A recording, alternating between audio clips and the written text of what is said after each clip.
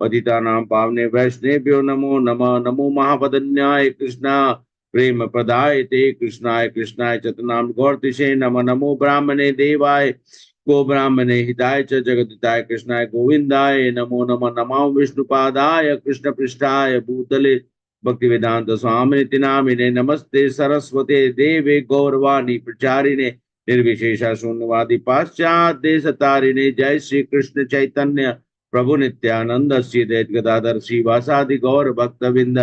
हरे कृष्णा कृष्णा कृष्णा हरे हरे, हरे राम राम राम हरे हरे। मुखम करोति वाचालं पंगुम लंघयते गिरिं यत्कृपातं वंदे श्री गुरु दीनतारिणं। श्री परमानंद माधव श्री चैतन्य ईश्वर मदन गोविंद जी गोपीनाथ की जय, राधा रमन की जय, राधा माधव की जय, जयनाथ बलभद्र सुभद्रा मैया की जय, सुदर्शन प्रभु की जय, गौरंगा की जय, गौर निताय की, अनंत कोटि वैष्णव की जय, श्री प्रभुपाद की जय। हरे कृष्णा प्रभु जी, दंडवत प्रणाम। हरे कृष्ण। हरे कृष्णा प्रभु जी माता जी, थैंक यू सो मच। हरे कृष्णा माता जी, हरे कृष्णा माता जी, हरे कृष्णा। हरे कृष्णा प्रभु जी, दंडवत प्रणाम। हरे कृष्णा माता जी, हरे कृष्णा प्रभु जी, हरे कृष्णा माता जी, जय जगन्नाथ। हरे कृष्णा। याद रख, हरे कृष्णा प्रभु धन्यवाद। तो अभी हम सब लोग ज्यादा नहीं, 5-6 मिनट लगेगा। हम लोग जप के ऊपर में बात कर रहे थे कि हरिनाम का सतत नाम लेना। तो देखिए, हम सब लोग बात करते, मन पर विश्वास नहीं किया जा सकता। मन की उपेक्षा करने के ऊपर हम लोगों ने चर्चा की थी, और उसके बाद मन के ऊपर विश्वास नहीं करना चाहिए। ऐसा सही है या गलत है?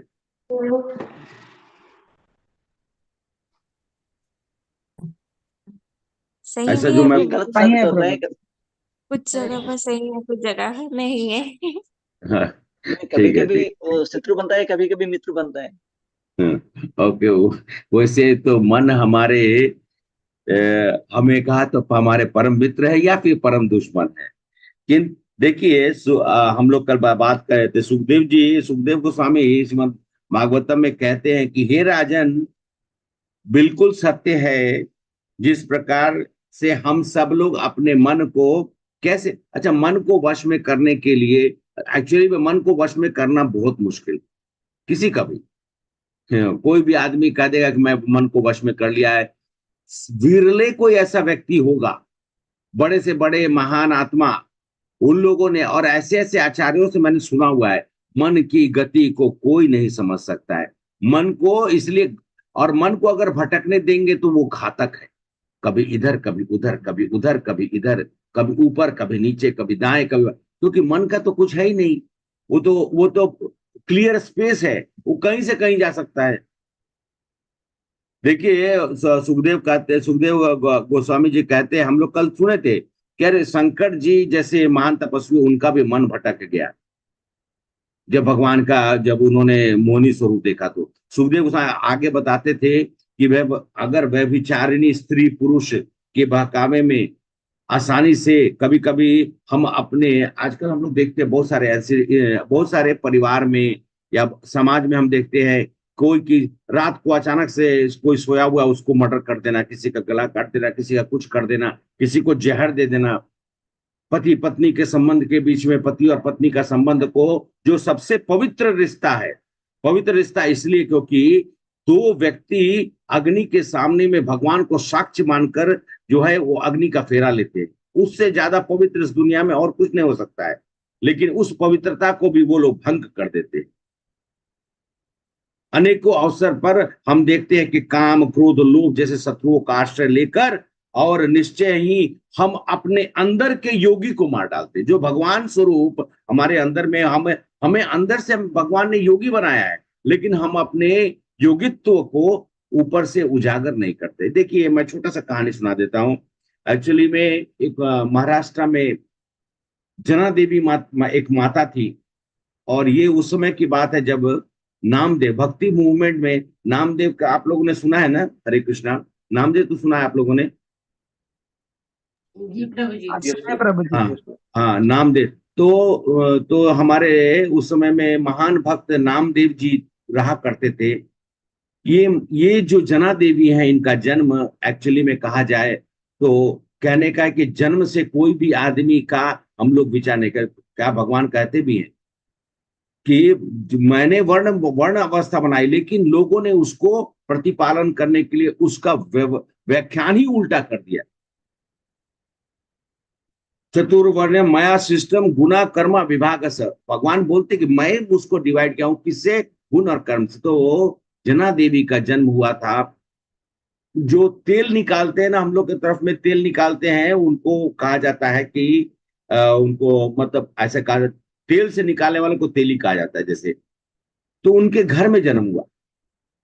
जन्म के समय में तो ऐसा नहीं कह सकता कि कोई बहुत उच्च कुल में जन्म हुआ या ब्राह्मण कुल में जन्म हुआ, लेकिन वो बच्ची जो थी बचपन से ही भगवान के प्रति आसक्ति थी।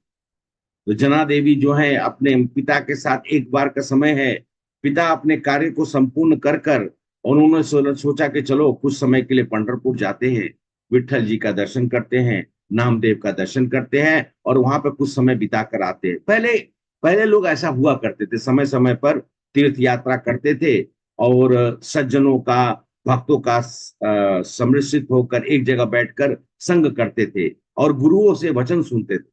जना देवी छोटी थी, उनको लेके चले गए। और ये जो बच्ची थी, बचपन से ही इनके अंदर में भगवान के प्रति आसक्ति बहुत थी। जहां पर भी कभी कुछ पूजा पाठ हो वहां चले जाना, मंदिर में जाना, भगवान का दर्शन करना।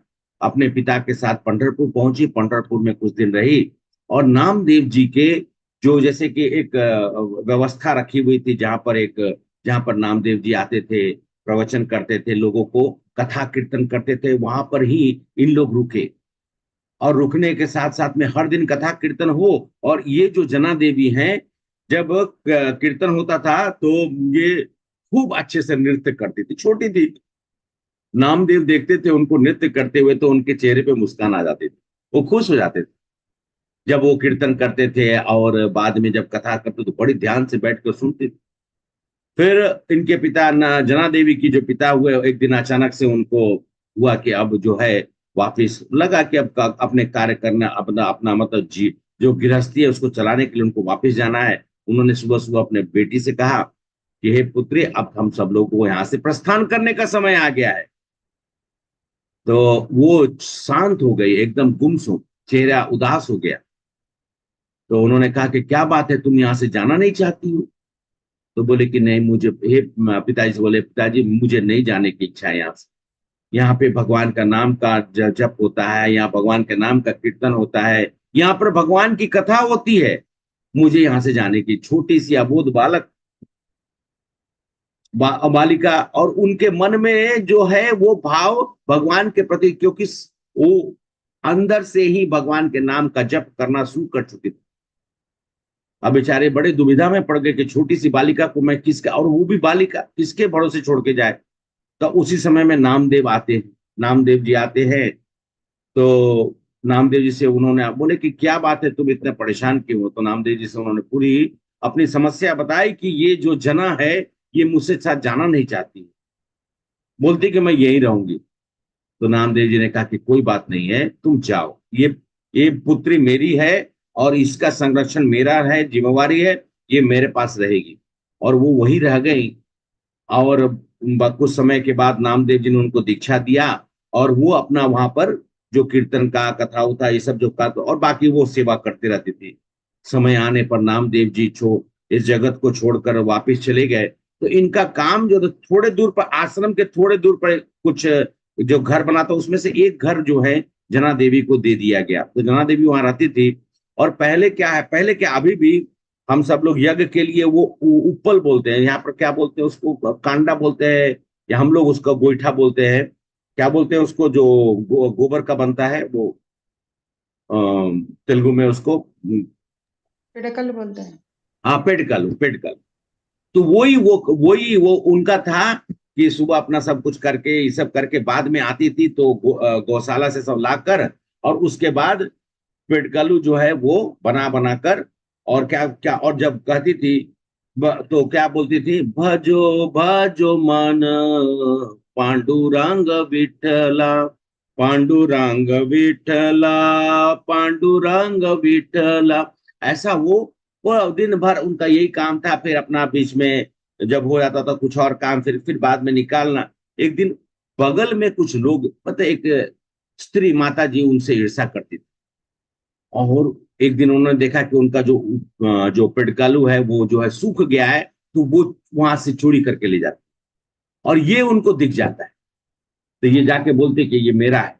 अंत में ये बात बहुत ऊपर तक जाता है। फिर बाद में जो वहां का जो गांव का जो सरपंच था उसके पास ही जब बात पहुंचती है, तब वहां पर वो खड़ी होकर बोलते कि तुम कैसे बोल सकते हो, सब तो एक जैसा पेटकलू दिख रहा है। तो बोले कि कोई प्रमाण है कि ये तुम्हारा है, इसमें तो कोई नाम नहीं लिखा हुआ है। तो बोले कि हाँ, प्रमाण है मेरे पास।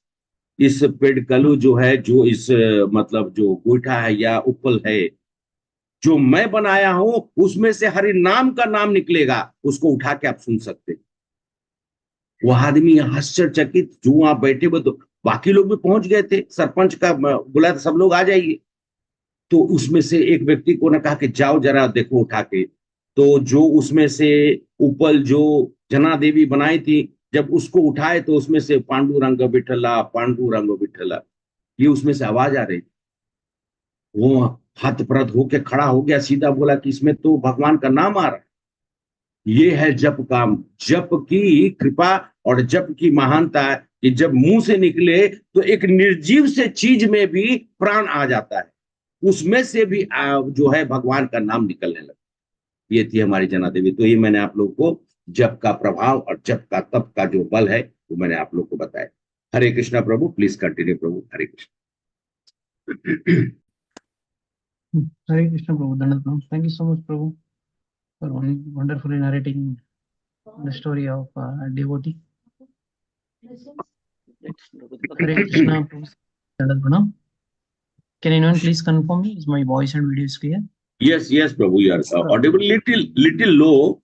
Little bit voice is down. Yeah, little low. My voice is loud. My voice is loud. Yeah, Prabhu. Yours is clear, okay, Prabhu. Prabhu. Yours is okay. Yeah. Prabhu, just little more volume. Yeah, Prabhu. I'll try to increase my volume. Hare Krishna Prabhu, Dandavat Pranam. हरे कृष्ण प्रभु जी, धन्यवाद प्रणाम। हरे कृष्ण प्रभु जी, धन्यवाद प्रणाम प्रभु जी। प्रणाम। हरे कृष्ण। हरे कृष्ణ అందరికీ దండవత్ప్రణామం. మనకి Raghunath brothers ప్రభు అంటే మంచి start చేసి ఇస్తారనమాట. క్రికెట్ లో చెప్తుంటారు, మంచి స్టార్ట్ ఇస్తే మ్యాచ్ అంతా చాలా చక్కగా ఇది చేయొచ్చు అని. మనకి రఘునాథ్ బ్రదర్స్ ప్రభు అద్భుతంగా ప్రతిరోజు మంచి స్టార్ట్ చేసి ఇవ్వడం జరుగుతుంది. అందరూ ప్రభు ఒక అమృత ప్రవచనాన్ని కూడా వినే ప్రయత్నం చేయండి, ఎందుకంటే ప్రభు చాలా భావంతో చెప్పే ప్రయత్నం చేస్తుంటారు. చాలా మంది ప్రభుకి ఫ్యాన్స్, అంటే ముఖ్యంగా నేను, గంగాధర్ ప్రభు, చాలా మంది మేము ఆశ్చర్యపోతుంటాం ప్రభు ఎంత భావంతో చెప్తుంటారని. అది కూడా మీరు విని అది కూడా ఆస్వాదించాలని మా కోరిక. ఒక్క నిమిషం. హరే కృష్ణ ప్రభుజీ, అది కూడా మీరు వెంటనే హరే ఒకసారి కృష్ణ. తెలుగులో చెప్తే బాగుంటుంది Prabhuji. No is it Hare clear? Krishna Prabhuji, దండవత్ ప్రణామం. ఇప్పుడు క్లియర్ గా ఉందండి? Clear, Prabhu. Hare Krishna. Clear कर दे प्रभु जी। Hare Yes, Krishna Prabhu Prabhu, ji. clear. बोलिए प्रभु। Yeah. హరే కృష్ణ ప్రభు. Speak. Once speak. Hare Krishna Prabhu. Yeah ప్రభు. హరే కృష్ణ ప్రభు. Is it clear no? Yeah, better. యా. హరే కృష్ణ ప్రభు సన్మతాజీ. ఇప్పుడు క్లియర్ గా ఉందా వాయిస్ అంతా? ओके प्रभु। क्लियर హరే प्रभु కృష్ణ. जी। Okay, thank you so much. దండవత్ ప్రణామం. Hare Krishna Dandavat. Before I start, I like to take the blessings of all the Samud Vaishnavas present here. Mukam karoti vacharam pangam langayate girim yatrupatam vande Shri Gurundinatarinam Paramananda Madhavam Shri Chaitanya Ishwaram. Hare Krishna. మనం గత కొన్ని రోజులుగా రామాయణంలో కొన్ని విషయాల గురించి చర్చిస్తున్నాం. మనం ఎలా భరతుడు సంకల్పించుకొని అందరి అయోధ్య వాసులను తీసుకొని వెళ్ళి తను రామచంద్రమూర్తిని తీసుకొద్దామని వెళ్ళడం జరిగింది. ఆ ఒక్క సంభాషణ అనేది మనం కొన్ని రోజులుగా జరుపుతున్నాము. అది చాలా అద్భుతమైన సంభాషణ. మన ఆచార్యులు చెప్తుంటారు అనమాట. ఏమని అంటే, మొత్తం మన ఇతిహాసంలో పురాణంలో కనుక చూసినట్టయితే బెస్ట్ అంటే కన్వర్జేషన్, అంటే వాదన ప్రతివాదన అని చెప్పవచ్చు అనమాట. అది ఆధ్యాత్మికమైనది, భౌతికమైనది కాదు. అందుకని చాలా చక్కటి విషయాల గురించి మనం గత కొన్ని రోజులుగా చర్చిస్తున్నాం. అలాగే భరతుడు ఎలా సంభాషిస్తున్నారో ఆఖరిని అన్ని అంటే శత విధాల ప్రయత్నించిన తర్వాత కూడా రామచంద్రమూర్తి చెప్పింది మాకు కరెక్ట్ అనిపిస్తుంది అని అందరు చెప్పడంతో తను మంత్రుల వెనకాల అలాగే తనతో పాటు వచ్చిన చాలా మందిని ఇలా తిరిగి చూశారనమాట. అంటే నేను ఒక్కరిని రామచంద్రమూర్తిని తీసుకెళ్లాలని నేను వచ్చానా, లేదా మీరు కూడా నాకు సహాయపడతారా లేదా అని ఇలా చూశారనమాట. కానీ ఎవ్వరు మాట్లాడట్లేదు అక్కడ అందరూ. ఎందుకంటే వారందరికీ అనిపిస్తుంది రామచంద్రమూర్తి ఏదైతే చెప్పారో మాకు కరెక్ట్ అనిపిస్తుంది. అందుకని మేము రామచంద్రమూర్తికి అంగీకరించాము అని అలా ఉండడంతో చాలా కోపం వేసి తన మంత్రిలో వెనక చూసారనమాట. అంటే మీరే మాట్లాడండి, కనీసం మీరు ఎవరైనా మాట్లాడండి అని. అప్పుడు జావాలి లేసారండి. ఒక మంత్రి, జావాలి అని ఒక మంత్రి మన రాజ్యంలో చక్కటి సేవలు అనేది అందించేవారు. తను లేచి మాట్లాడారు. ఏమని అంటే మన కలియుగంలో వ్యక్తులు ఎలా మాట్లాడతారో అదంతా మాట్లాడారండి. ఏమని మాట్లాడారో అది మనం ఇప్పుడు స్టార్ట్ చేద్దాం. ఓకే, రామచంద్రమూర్తి నువ్వు ఎంత మాట్లాడుతున్నావు, ధర్మం అని అధర్మం అని అన్ని విషయాలు ఏవో మాట్లాడుతున్నావు. నేను ఒక విషయం చెప్తా, నువ్వు ఒక్కసారి వినే ప్రయత్నం చేయి. మనము ఎవరో అంటే ఎక్కడికి నుంచి వచ్చామో ఏం చేసామో మనకు తెలియదు. మనం పుట్టడం మరణం అనేది జరుగుతుంది. నువ్వు అనుకుంటున్నావు మా తండ్రి యొక్క ధర్మం, మా తల్లి యొక్క ధర్మం అని. వారు కనుక చూసినట్టయితే కొద్దిగా వారు కామమోహితులై ఒకనొక సందర్భంలో వారు కలవడం తోటి అప్పుడు నువ్వు అనేది రావడం జరిగింది. మనం ఇలా అందరం వస్తుంటాం, కొన్ని రోజులు సుఖాలు అనుభవించి శరీరాన్ని వదిలేయాల్సి వస్తది. అలాంటిది ఇంత మంచి రాజ్యం ఇచ్చినప్పుడు దీన్ని ఏలవచ్చు కదయ్యా, నువ్వు ఏదేదో ధర్మం అది ఇది అని చెప్తున్నావు. మీ తండ్రి గారు ఉన్నత గతులకు వెళ్ళారని చెప్పారు. కానీ ఎవరు చూశారు ఇదంతా, ఎవరు చూశారు? దీనికి ఏమన్నా అంటే ప్రూఫ్ ఉందా, దీనికి ఏమన్నా అదే ఆధారం ఉందా అని ఇలా అడగడం జరిగింది. మనం చూసినట్టయితే కలియుగంలో కూడా అందరు ఇవే విషయాలు అడుగుతారు, అవునా కదండి? కలియుగంలో ముఖ్యంగా భక్తి ఎవరైతే అవును చేస్తున్నారో ప్రభు. వారందరినీ ఇలానే అడుగుతారు. ఏది ఎవరు మాట్లాడినా చూసారండి డౌట్ ఇవన్నీ, ఎవరు అడుగుతారు. చూసారు, అవును ఎవరు ప్రభు, కరెక్ట్. చూసారండి ఇలాంటి. ఇవి ఇప్పుడు కాదండి, జాబాలి మనం చూసినట్టయితే అంటే రామాయణంలో ఇవన్నీ మాట్లాడడం జరిగింది. ఇంకా ఎన్నో విషయాలు మాట్లాడారండి. ఏమని అంటే మనం చూసినట్టయితే మీ తండ్రి ఇక్కడికి కొన్ని రోజులు రావడం జరిగింది, రాజ్యాన్ని వేలి చక్కగా ఆనందంగా తన జీవితాన్ని గడపడం జరిగింది, శరీరాన్ని వదిలేశారు. ఈ ధర్మం అంటావు నువ్వు, ఏవేవో అంటే ఏవేవో విషయాలను నువ్వు శరీరానికి ఇబ్బంది పెడుతూ ఏవేవో విషయాల్ని నువ్వు చేస్తూ ఉంటావు. నేను ఒక్క విషయం చెప్తాను, నువ్వు వచ్చిన రాజ్యాన్ని గనక చక్కగా పాలినట్టయితే అంటే పాల్గొన్నట్టయితే నువ్వు ఆనందంగా జీవించవచ్చు కదా. కానీ నేను ఒక విషయం చెప్తాను, అందరూ ఎవరో అంటే తెలియని వ్యక్తులు వచ్చి ధర్మం ఇది అధర్మము, ఇవి ఇలా చేయాలి, ఏకాదశి పాటించాలి, యజ్ఞ యాగాలు చేయాలని అందరికీ చెప్పే ప్రయత్నం చేశారు. వారు ఎందుకు చేశారు అంటే వారు అంటే సొంత లాభం గురించి చేయడం జరిగింది. నేను ఒక విషయం చెప్తా వినండి అని ఇలా చెప్తూనే ఉన్నారనమాట. మనము శరీరానికి ధర్మం పేరుతోటి అన్ని రకాల ఇబ్బందులు తీసుకొని శరీరాన్ని ఇబ్బంది పెట్టి దాన్ని హింసించే ప్రయత్నం అనేది చేస్తున్నాం. కానీ ఇంత చక్కటి మన జీవితం వచ్చినప్పుడు ఎందుకయ్యా నువ్వు ఎంజాయ్ చేయవు అని ఇలా చెప్పడం జరిగింది. కలియుగంలో ప్రతి ఒక్కరు ఇలానే మాట్లాడతారండి. మనం భక్తి చేసామనుకోండి, మా ఆఫీస్ లో చాలా మంది అడుగుతుంటారు, అరే టీ తాగవు, కాఫీ తాగవు, రెస్టారెంట్కి వస్తే ఏం తినవు, ఇంత డబ్బు సంపాదించి ఏం చేస్తావు, అసలు సుఖాలు అనుభవించకుండా ఏం చేస్తావు అని ఇలా అడుగుతూ ఉంటారు. ఓకే, నన్ను ఒక్కరిని అడుగుతారంటే మిమ్మల్ని అడిగారు ఎప్పుడైనా? అందరూ అడుగుతారు అందరూ ప్రభు. అడుగుతుంటారు ప్రభుజీ. ముఖ్యంగా రఘునాథ్ బ్రదర్స్ ఫోన్ అయితే చాలా మంది అడుగుండొచ్చు, వైస్ ప్రెసిడెంట్ సేవలు అందిస్తున్నావు, ఎందుకయ్యా నీకు ఇవన్నీ? ప్రభు आपको भी पूछता ना बहुत लोग, many people will come and ask you, अरे you are working as a vice president, why don't you enjoy it, why you are wasting your time and energy doing this bhakti and other things, why नहीं don't you नहीं enjoy नहीं your life? वो नहीं, वो ये पूछता क्या vice president है क्या? हम आई सेड वो तो ठीक है। नहीं नहीं, आप वाइस प्रेसिडेंट है कि नहीं, ये शक है मुझे। यस प्रभु, ఇలా क्या ఇలాంటి करेक्ट। ప్రశ్నలు అందరిని అడుగుతుంటారండి, ముఖ్యంగా భక్తి చేసే వాళ్ళని అడుగుతుంటారు. ఇలాంటి విషయాలన్నీ ప్రస్తావించి జాబాలి చెప్పారు. ఏమని ఇంకా చాలా విషయాలు చెప్పారు. ఏమని అంటే నువ్వు ఎవరో బ్రాహ్మణులు వారి స్వతహాకి వారి యొక్క లాభం గురించి ఇవన్నీ నియమాలు పెట్టారు. మనము వారు బాగానే ఉంటారు, మనతోటి అన్ని ఏదో పూజలు చేస్తారు, వారు అన్ని డబ్బులు సంపాదిస్తుంటారు, వెళ్ళిపోయి చాలా ఆనందంగా ఉంటారు.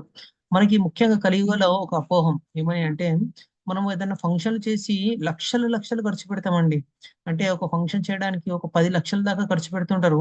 ఒక బ్రాహ్మణుడు వచ్చిన వాడికి 10,000 ఇవ్వాలంటే ఆలోచిస్తుంటారు. ఏమని అంటే అతను ఏం చేశాడని, ఏదో కొన్ని విషయాలు చెప్పాడు, చెప్పేసి వెళ్ళిపోయాడు, ఏదో మంత్రాలు చెప్పారు, మనం విన్నామా చేసామా మనకు తెలుసా అన్న విధంగా వారు మాట్లాడే ప్రయత్నం చేస్తుంటారు. ఇలా మనకు కూడా చాలా సందర్భంలో కొన్ని ఆలోచనలు రావచ్చు. అరే కరెక్టే కదా ఇతను చెప్పేది, అతను ఏదో మనకు తెలియని మంత్రాలు చెప్పారు, ఏదో చేశారు, ఎవరికి తెలుసు ఇవన్నీ, ఆ చేసి వెళ్ళిపోయారు, మన డబ్బుల్ని తీసుకొని వెళ్ళిపోయి చాలా సుఖంగా తను బతుకుతున్నారు అని అనుకుంటామా లేదండి మనం? यस प्रभु जी। బోత్ లోగ్ ఐసే హీ సబ్సే అందరు ఇలానే అనుకుంటాం అనమాట. నేను కూడా కృష్ణ చైతన్యం రాకముందు చిన్నప్పుడు మా నాన్న ఇలా పూజలు చేస్తుంటే నేను కూడా అలానే అనుకునేవాడిని. ముఖ్యంగా సైన్స్ పేరుతోటి వాళ్ళందరూ ఏమని చెప్తారంటే, మీరు యజ్ఞ యాగాలు చేస్తున్నారు, ఇవన్నీ పనులను చేస్తున్నారు, మీరు దేవాదేవుడు తింటున్నారు అంటున్నారు, కానీ ఇవన్నీ ఇక్కడే ఉన్నాయి కదా, ఇవి ఎక్కడికి వెళ్ళిపోయాయి, మీరంతా ఏవైతే మనకి చక్కటి అంటే మనకి ఇవన్నీ వచ్చాయో వీరన్నిటిని మీరు వృధా చేస్తున్నారు యజ్ఞ యాగాల పేరుతోటి. ఇవన్నీ నెయ్యి వేయడం, అదే ఒక మనిషికి పెట్టినట్టయితే చాలా చక్కగా తను భోజనం లేడి కానీ పెట్టినట్టయితే చాలా మంచిది కదా అని ఇలా మాట్లాడుతుంటారు. ఇలా మాట్లాడిన వ్యక్తులకి మనం ఎలా సమాధానం చెప్పాలి అని చూసినట్టయితే, నేను చెప్పాను కదా, రామాయణం ఇతిహాస పురాణాస్ కనుక చదివినట్టయితే ఇందులో వ్యక్తులు ఎలా వాడారు, ఎలా మాట్లాడారు, ఇవన్నీ తెలుసుకొని మనము మనం చక్కగా వారికి సమాధానం ఇచ్చే అవకాశం ఉంది. అలా కాకుండా మనము మన ఇష్టానుసారంగా అంటే వారు చెప్పింది నిజమే అనుకొని మనం గనక జీవితాన్ని అలానే గడిపామనుకోండి, ఎవరుకి నష్టం అంటే మనకే నష్టం. నేను ఒక చిన్న ఉదాహరణ చెప్తానండి. చాలా మంది మనకి వచ్చి చెప్తుంటారు అనమాట. ఏమని అంటే, అరే ఇవన్నీ ఎందుకు నాయనా చేయడం, నువ్వు ఇన్ని యజ్ఞ యాగాలు చేస్తున్నావు కదా, దేవుడు దేవుడు తింటున్నాడో లేదో మనం స్వయంగా చూడలేకపోతున్నాం, కానీ ఒక పేదవాడికి పెట్టినట్టయితే తన కడుపు నిండిపోయి ఎంత ఆనందంగా ఉంటారు అని చెప్పే ప్రయత్నం చేస్తుంటారు. అవునా కదా అండి? ముఖ్యంగా కరోనా టైంలో చాలా మంది అన్నారు.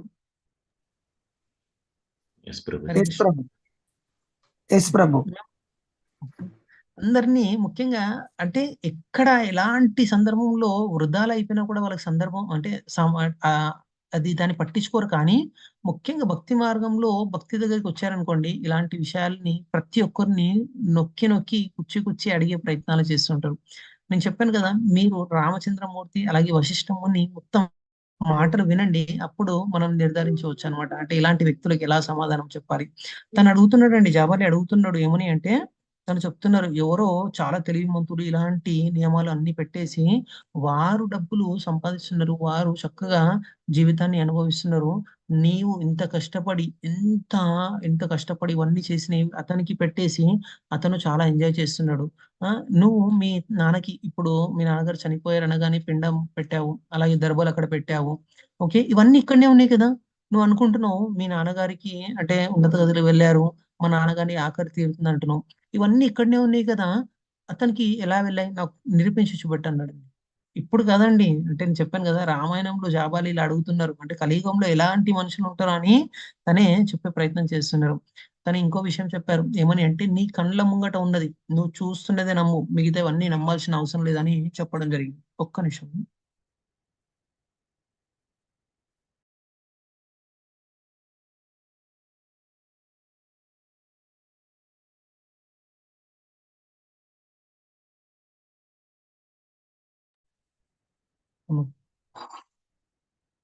హరే కృష్ణ. అలా ఆ మీరు అంటే కంటికి చూసింది నమ్మండి, మిగతావన్నీ నమ్మాల్సిన అవసరం లేదు. మీరు ఏదో పిండం పెట్టారు, గర్భం పెట్టారు, ఇవన్నీ ఇక్కడే ఉన్నాయి కదా, మీ నాన్నగారు ఎలా తిన్నారు, మీ నాన్నగారి ఆకలి ఎలా తీరింది, నువ్వు ఏదైతే కళ్ళతోటి చూస్తున్నావో అదే నమ్ము, నీకు రాజ్యం వస్తుంది ఏలు అని ఇలా చెప్పడం జరిగింది అనమాట. ఇంతవరకు రామచంద్రమూర్తి ఇంతవరకు రామచంద్రమూర్తి చాలా చక్కగా అంటే కోపం లేకుండా ఉన్న వ్యక్తి ఒకటేసారి కన్ను ఎర్ర చేశారు. కన్ను ఎర్ర చేసి చెప్పారనమాట ఏమని అంటే, మా నాన్నగారి పైన చాలా నమ్మకం ఉండే నాకు, యోగ్యులైన మంత్రికే తను నియమించి పెట్టేవాడు, నాకు నిన్ను చూస్తుంటే మా నాన్నగారి పాలనకు సందేహం వేస్తుంది, ఇలాంటి మంత్రుల్ని మా నాన్నగారి రాజ్యంలో ఎలా పెట్టుకున్నారు, నేను ఇప్పుడు చెప్తా చూడు అని చెప్పడం మొదలు పెట్టాడు. నువ్వు అంటున్నావు చూసిందే నమ్ము చూసిందే చెయ్యని, శృతి స్మృతి ధర్మం వేదాస్ అనేది ఉంది. మనం చూసినట్టయితే అది ప్రమాణం, మనం ఏదైతే అనుకుంటున్నామో మనం ఏదైతే చూస్తున్నామో అది ప్రమాణం కాదు. అలా గనక వివరించినట్టయితే మనకి జంతువులకి తేడా ఏముంది, ఆహార నిద్ర వయ మైథునం మనం ఏది చేస్తున్నామో జంతువులు కూడా అదే చేస్తుంది. ఉన్న జ్ఞానంతో మనం ఆ భౌతిక విషయాల్ని ఎలా మనం ఆనందించాలని కాదు, మనం ఆధ్యాత్మిక వైపు అడుగులు వేయాలి అన్న విషయంతో శృతి స్మృతి ఇవన్నీ చెప్పడం జరిగింది. నువ్వు అడుగుతున్నావు కదా, మా నాన్నగారికి పిండ ప్రదానం పెట్టాను, దర్బలు పెట్టాను, ఇక్కడనే ఉన్నాయి, మళ్ళీ మా నాన్నగారికి ఎలా చెందింది అని మనం చక్కటి ఉదాహరణ ఇవ్వడం జరిగిందండి. మనం కూడా భౌతిక ప్రపంచంలో కనుక చూసుకున్నట్టయితే, నేను ఒకనొక సందర్భంలో అంటే ఒకరికి మనీ ట్రాన్స్ఫర్ చేయాలండి. నేను ఇంట్లో కూర్చొని మా అమ్మ అడిగారనమాట, నాన్న అతనికి వెళ్ళి బ్యాంక్ లో డబ్బులు కనుక వేసినట్టయితే అతను బ్యాంక్ లో డబ్బులు తీసుకుంటాడు, మనం డబ్బులు కట్టాలి అని చెప్పడం జరిగింది. చెప్పడంతో నేను మా అమ్మకి చెప్పాను, అమ్మ బ్యాంక్ వెళ్ళాల్సిన అవసరం లేదమ్మా, ఇంట్లో కూర్చొని మనము ల్యాప్టాప్ నుంచి కానీ మొబైల్ నుంచి ఇంటర్నెట్ బ్యాంకింగ్ ద్వారా మనం డబ్బులు పంపించమ్మా అని చెప్పడం జరిగింది. ఇప్పుడు చాలా అంటే వృద్ధులు ఉన్నారనుకోండి, ఎవరన్నా అంటే అమ్మమ్మ కానీ నానమ్మ కానీ, నేను ఇంట్లో కూర్చొని నేను ఇట్లా ట్రాన్స్ఫర్ చేసేసాను. ఓకే, ఒకరికి 10,000 రూపాయలు పంపించాలి, ఇప్పుడు 10 పద్మిని హరి ప్రియ మాతాజీ 10,000 పంపించాలి. ఇంటర్నెట్ బ్యాంకింగ్ కి వెళ్ళి నేను 10,000 రూపాయలు పంపించాను. పంపించగానే నేను ఎవరైతే వృద్ధులు ఉన్నారో వాళ్ళకి చెప్పాను 10,000 రూపాయలు పంపించానని. వారు నమ్ముతారా అండి? నమ్మరు ప్రభుజీ, వాళ్ళు నమ్మరు అసలు. నమ్మరు. అరే నైనా నీకు 10,000 రూపాయలు బ్యాంక్ లో వేసి తన అకౌంట్ లో వేయమని నేను చెప్తే 10,000 రూపాయలు జోబులు పెట్టేసుకొని ఆ ఇక్కడ కంప్యూటర్ కూడా కూర్చొని ఇలా ఇలా నొక్కేసి నువ్వు వాళ్ళు వెళ్ళిపోయింది అని అంటున్నావు, నేను ఎలా నమ్మాలి అని వారు అడిగే ప్రయత్నం చేస్తుంటారు. వారికి అంటే అలాంటి సందర్భంలో మనం ఏం చేయొచ్చండి? వాళ్ళకి నిరూపించాలంటే మనం ఏం చేయొచ్చు? పంపించిన వారితోనే చెప్పించాలి ప్రభుజీ, మనం వాళ్ళకి హరి పుట్టిన ఓ వారికి, చేరిన వారికి. పంపించిన వారితోటే మనం చెప్పించవచ్చు అనమాట. ఏమని అంటే, అమ్మ నీకు సందేహం ఉంటే ఫోన్ చేయమ్మా, వారికి ఫోన్ చేసి వారికి డబ్బులు అందాయా లేదో అకౌంట్ లో చెక్ చేసుకోమనమ్మా అని మనం చెప్పవచ్చు. అలా మనము ఫోన్ చేసి అదే తను ఆశ్చర్యపోతారు. ఏమని అంటే, అరే నేను ఇచ్చిన డబ్బు నువ్వు జోబులోనే పెట్టుకున్నావు, కానీ నీ అకౌంట్ లోకి నుంచి ఎలా ట్రాన్స్ఫర్ అయ్యి వెళ్ళిపోయింది అని అంటే, వారికి అంత జ్ఞానం లేదు కాబట్టి వారికి అర్థం కాదని మనం చెప్పవచ్చు. కానీ ఎవరైతే అంటే కొద్దిపాటి జ్ఞానం ఉందో వారికి అర్థమవుతుంది, నా అకౌంట్ లో డబ్బులు ఉన్నాయి, ఈ డబ్బులు తను తీసుకొని తన అకౌంట్ లో ఉన్న డబ్బులతోటి తన అకౌంట్ కు పంపించారు అన్న విషయము ఈ భౌతిక ప్రపంచంలోనే మనం చూసినట్టయితే అంటే భారతదేశంలోనే ఎస్బీఐ బ్యాంక్ లోనే కొన్ని లక్షల కోట్ల మంది అకౌంట్ హోల్డర్స్ ఉన్నారు. వారికి ఎవరికి పంపించాలని మనం నొక్కితే చిన్న సాఫ్ట్వేర్ తోటి వారికి వెళ్ళిపోవడంలో ఆశ్చర్యం లేదు. కానీ మన శాస్త్రాలు వేదాల పైన చాలా మందికి అనమ్మకం అంటే నమ్మకం అనేది ఉండదు అని నిరూపించారనమాట. మనం ఎలా అయితే మనీ ట్రాన్స్ఫర్ చేస్తుంటే ఎలా అయితే వెళ్ళిపోతుందో, ఇక్కడున్న డబ్బులు ఇక్కడే జోబులు ఎలా అయితే ఉన్నాయో, కానీ అతని అకౌంట్ లోకి ఎలా అయితే వెళ్ళిపోయాయో, నేను ఇలా చేసినప్పటికీ కూడా పిండ ప్రదానం చేసినప్పటికీ కూడా వేదాలు ఇవి చెప్పుతున్నాయి కాబట్టి తప్పకుండా తనకి చేరుకుంటే అన్న విషయము తను ప్రస్తావించి చెప్పారనమాట. నువ్వు అంటున్నావు ఏమని, చూసిందే నమ్ము అని అంటున్నావు. చూసింది మనం నమ్మినట్టయితే చాలా విషయాలు మనం నమ్మకూడదు. నువ్వు నీ తల్లిదండ్రులకే పుట్టావని రుజువైంది అని అడిగాడు అనమాట. అంటే నీ తల్లిదండ్రులకి పుట్టావని ప్రూఫ్ ఏంది, నువ్వు నిరూపించు. మనము అంటే వేద ప్రమాణం, మన తల్లి యొక్క ప్రమాణం తీసుకొని మనము మన తల్లిదండ్రులకు పుట్టామని ఎలా నమ్ముతామో, అలాగే వేదాల యొక్క ప్రమాణం తీసుకొని వేదాలు ఏవి చెప్పాయో అవి చేసే ప్రయత్నం చేయాలి. దానిపైన పూర్తి నమ్మకం విశ్వాసం నుంచి గనక చేసినట్టయితే తప్పకుండా మనం సరైన మార్గంలో వెళ్ళవచ్చు అని చెప్పారనమాట. ఎవరు? రామచంద్రమూర్తి స్వయంగా ఈ ధర్మ సూక్ష్మాన్ని తనకి చెప్పడం జరుగుతుంది. నువ్వు చెప్తున్నావు అంటే ఇప్పుడు వచ్చిన రాజ్యాన్ని చక్కగా ఏలుకొని సుఖభోగాలు అనుభవించి అంటున్నావు. కానీ కర్మఫలం అనేది ఉంది. ఆ కర్మఫలాన్ని అనుభవించక తప్పదు. ఎవరైనా ఎంతటి వాడైనా తన కర్మానుసారంగా తను వివరించకపోతే తప్పకుండా దాని ప్రతిఫలం అనేది తనకి రావడం జరుగుతుందని ప్రస్తావించి చెప్పారు. అదే కాదండి, ఇంకెన్నో విషయాలు చెప్పబోతున్నారు. ఏమని అంటే, మనము ఒక భౌతికమైన ఉదాహరణ ఇవ్వచ్చండి. ఎలా అంటే, చాలా మంది ఎవరైతే కొద్దిగా పేషెంట్స్ ఉన్నారండి, అంటే కాన్స్టిపేషన్ ప్రాబ్లం ఉండి అంటే మలబద్ధకం తోటి బాధపడుతున్న వ్యక్తులని మీరు వెళ్ళి ఏదైనా వేడి పదార్థాలు తినమని అడిగారనుకోండి, తను ఏం చెప్తారండి?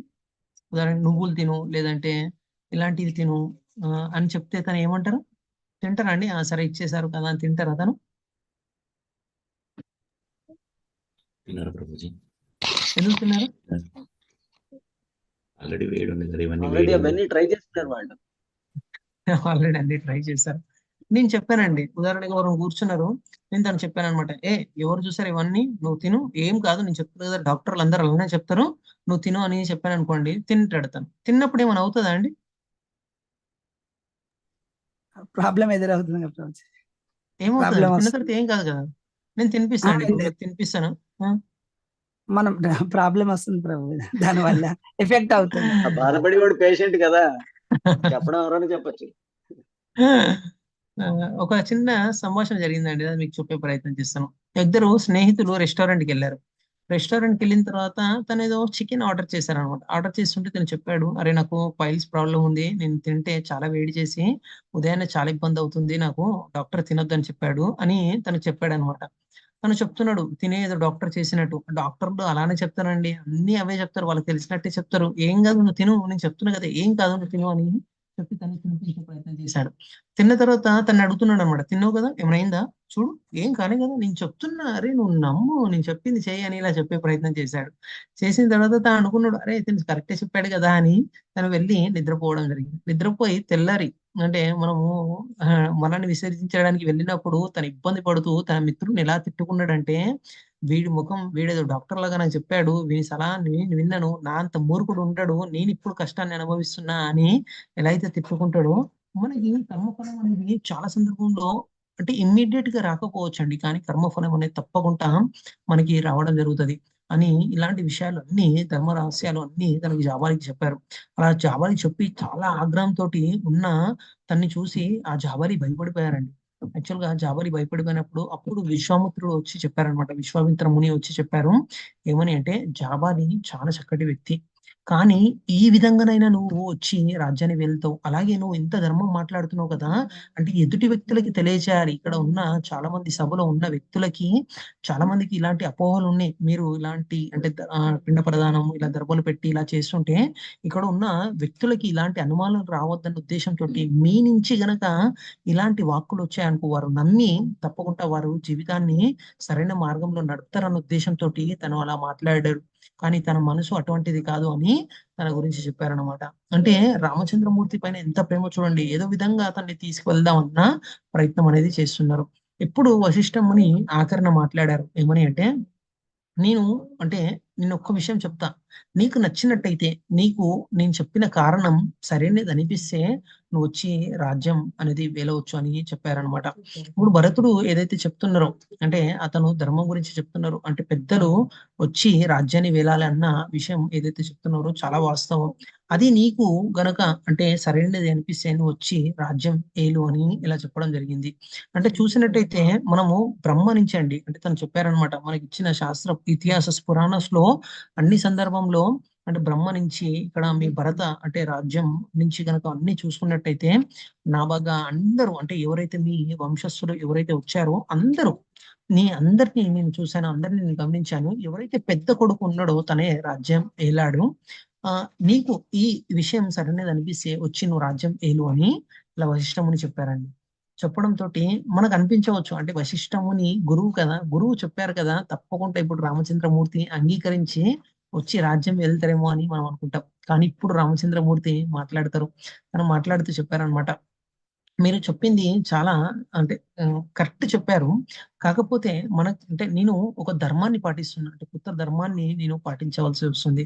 నేను ఇప్పుడు పుత్ర ధర్మాన్ని పాటిస్తూ నేను అలా ఆ రాజ్యాన్ని నేను అనేది వేలకూడదు అని చెప్పారు. మనకి ఏదైతే శాస్త్రాలు చెప్పాయో పురాణాలు చెప్పాయో యోగ్యుడైన పెద్ద కొడుకు ఉంటే రాజ్యం ఇవ్వమని చెప్పారు. కానీ ధర్మ సంకటం వచ్చినప్పుడు ఆ ధర్మం అంటే ఏదైతే పెద్ద ధర్మం ఉందో దాన్ని పాటించే ప్రయత్నం చేయాలి. ఇప్పుడు నేను పుత్ర ధర్మాన్ని పాటిద్దామని సంకల్పించాను. అదే కాదు ఇంకో కారణం చెప్తున్నారు. ఇక్కడ చూసినట్టయితే కౌసల్య మాతాజీ నన్ను దీవించి పంపించడం జరిగింది. కైకేయి మాత నాకు అంటే నువ్వు అడవికి వెళ్ళు అని ఇలా చెప్పి పంపించడం జరిగింది. సుమిత్ర మాత అంటే లక్ష్మణ్ ఇచ్చి నేను వెళ్ళమని చెప్పింది. నా తండ్రి కూడా నాకు ఇలా అరణ్యవాసానికి వెళ్ళమని చెప్పడం జరిగింది. అంటే నా తల్లిదండ్రులు చెప్పారు, ధర్మం కూడా నాకు ఇలానే చెప్తుంది, ఆ తండ్రి యొక్క మాటకి కట్టుబడి ఉండమని. నాకు అంటే ఏ విధంగా చూసినా కూడా నేను రాజ్యాన్ని వచ్చి వేలాలన్నా ఏ అంటే మూలన్న నాకు కనబడట్లేదు, అందుకని నేను అరణ్యవాసంలో ఉండడమే కరెక్ట్ అని ఇలా చెప్పారనమాట. అలా చెప్పిన తర్వాత ఇంకా ఆఖరి అస్త్రం, భరతుడి దగ్గర ఉన్న ఆఖరి అస్త్రం ఎవరు అంటే వశిష్ఠాది ముని, అంటే వశిష్ఠ ముని కనుక చెప్తే తప్పకుండా వింటారన్న నమ్మకంతో తను ఉన్నారు. అలా అంతా అంటే అన్ని శతవిధాల ప్రయత్నించినా కూడా రామచంద్రమూర్తి ఒప్పుకోవట్లేదు. ఇప్పుడు భరతుడికి చాలా కోపం వచ్చి అలిగి తను ఏం చేశారంటే ఒక ప్రతిజ్ఞ చేసి అక్కడ కూర్చోవడం జరిగింది. ఏమని అంటే, అన్న నువ్వు అన్ని చెప్తున్నది వాస్తవం ఉండొచ్చు, కానీ నువ్వు గనక రాకపోతే నేను ఇక్కడనే నీ శరీరాన్ని వదిలేస్తా, ఆమరణ నిరాహార దీక్ష తీస్తా, ఇక్కడనే కూర్చొని నేను ఆహారాన్ని స్వీకరించుకుంటా, నా శరీరాన్ని వదిలేస్తా అని ఇలా చెప్పడం జరిగింది కోపంతో. తను చెప్పారనమాట రామచంద్రమూర్తి. అంటే రామచంద్రమూర్తికి అందరి మనసు తెలుసండి, ఎందుకంటే దేవాది దేవుడు. సర్వస్య చాహం హృది సన్నివిష్ట మత్తా స్మృతి జ్ఞానం అపోహనం చ. అంటే రామచంద్రమూర్తి దేవాదేవుడు, తనకి అందరి మనసు తెలుసు. తనకి తెలుసు అనమాట, భరతుడు శతవిధాల ప్రయత్నిస్తున్నాడు ఎందుకంటే నా పైన ఉన్న ప్రేమతోటి. తను చెప్పారనమాట, నాయన నువ్వు ఏవైతే మాటలు మాట్లాడుతున్నావో ఒక క్షత్రియుడు మాట్లాడాల్సిన మాటలు కాదు. ఇలా ఆత్మహత్య చేసుకోవడం అనేది శాస్త్ర విరుద్ధం. ఇలా మనము శరీరాన్ని అలా ఇబ్బంది పెడుతూ మనం శరీరాన్ని వదలకూడదు. ఇలా తప్పులు చేయకు, నువ్వు క్షత్రియ వంశంలో ఉండి. అది రఘుకుల రీతి. ఇప్పుడు ప్రభు చెప్తారు కదా, రఘుకుల రీతి సదాచలాయ ప్రాణ జాయ పర్వచన్న జాయ్. అలా మాటకి కట్టుబడి నేను ఉంటాను, నువ్వు మాటకి కట్టుబడి నువ్వు కూడా ఉండు, ఇలా మాట్లాడకు అని తన తమ్ముణ్ణి లేపడం జరిగింది. ఇక్కడ మొత్తం వింటున్నారండి. యాక్చువల్ గా మనం వశిష్ఠముని కనుక చూసినట్టయితే త్రికాల వేది. అండ్ తనకి అన్ని తెలుసు, గతంలో ఏం జరిగింది, ఇప్పుడు ఏం జరుగుతుంది, అంటే ఇంకా రానున్న కాలంలో ఏం జరుగుతుందో అన్ని తెలుసు. అయినప్పటికీ కూడా వశిష్ఠముని ఎందుకు వచ్చారండి? ఇవన్నీ తెలుసు కదా, రామచంద్రమూర్తి రావడం తెలుసు, లక్ష్మణుడు పట్టు విడవడని, భరతుడు పట్టు విడవడని తెలుసు. అయినా కూడా ఇక్కడ వశిష్ఠముని వచ్చి రావడానికి కారణం ఏంటి? ఎవరైనా చెప్పగలుగుతారా? హరే కృష్ణ. హరే కృష్ణ ప్రభుజీ. అంటే రాముని దర్శించుకోవడానికి వచ్చిండ్రు. రాముని. ఇంకా సాక్షి కోసం ప్రభుజీ. సాక్షి కోసం. ఇంకా సాక్షి కోసం కాదండి, మన అందరికి నిరూపించడానికి. అంటే రామచంద్రమూర్తి ఒక్కసారి మాట ఇచ్చి ఒక్కసారి ధర్మానికి కట్టుబడి ఉన్నాడు అనుకోండి, తన జీవితాంతం అలా కట్టుబడి ఉంటాడు అన్న విషయాన్ని అందరికి తెలియచేయాలన్న ఉద్దేశంతో తను రావడం జరిగింది. ఇంత త్రికాలవేది అయినప్పటికీ తనకు తెలుసు వీరందరూ ఇలా ఇలా రాకపోవచ్చు అన్న విషయం కూడా తనకి తెలుసు అనమాట. అయినప్పటికీ కూడా అందరికీ నిరూపించాలి, రామచంద్రమూర్తి ఒక్కసారి ధర్మాన్ని పట్టుకుంటే తన ధర్మానికి కట్టుబడి ఉంటాడు అన్న విషయం అందరికి తెలియచేయాలని తను చెప్పడం జరిగింది. అప్పుడు అంతా మొరపెట్టి ఉన్నప్పటికీ అప్పుడు వశిష్ఠముని వచ్చి మాట్లాడారనమాట. మాట్లాడే ముందు ఇంకొక అద్భుతమైన విషయం జరిగిందండి. తను చెప్పారనమాట, నువ్వు అంటే కేవలం 14 సంవత్సరాలు కనుక పరిపాలించినట్టయితే తర్వాత సమయం వచ్చి నేను తప్పకుండా ఈ రాజ్యాన్ని స్వీకరించి నేను రాజ్యం పరిపాలిస్తా భరత, నువ్వు లేవు అని ఇలా లేపడం జరిగింది. అయినా లేవకపోయేసరికి తను చెప్పారనమాట, సరే నేను రాజ్యాన్ని స్వీకరిస్తాను, ఈ రాజ్యం నాదే అని చెప్పగానే భరతుడు అనుకున్నాడు అనమాట, అరే ఇక నాన్న మాట విన్నాడు, నేను ఆనందంగా ఇక్కడికి నుంచి వెళ్ళిపోవచ్చు అని తను చెప్పారనమాట. మనకు రామచంద్రమూర్తి మాట్లాడారు అంటే ఎవరికి మాట్లాడడానికి ఇంకేముండదండి. అప్పుడు చెప్పగానే అందరూ ఒరే హరిబోల్ ఇలా గట్టిగా అరవడం జరిగింది. అప్పుడు రామచంద్రమూర్తి చెప్పారు ఇంకో విషయం, ఏమని అంటే ఈ రాజ్యం నాదే కానీ నువ్వు పరిపాలించి 14 సంవత్సరాలు అని ఇలా చెప్పడం జరిగింది. చెప్పగానే అందరూ వంక చూశాడని భరతుడు.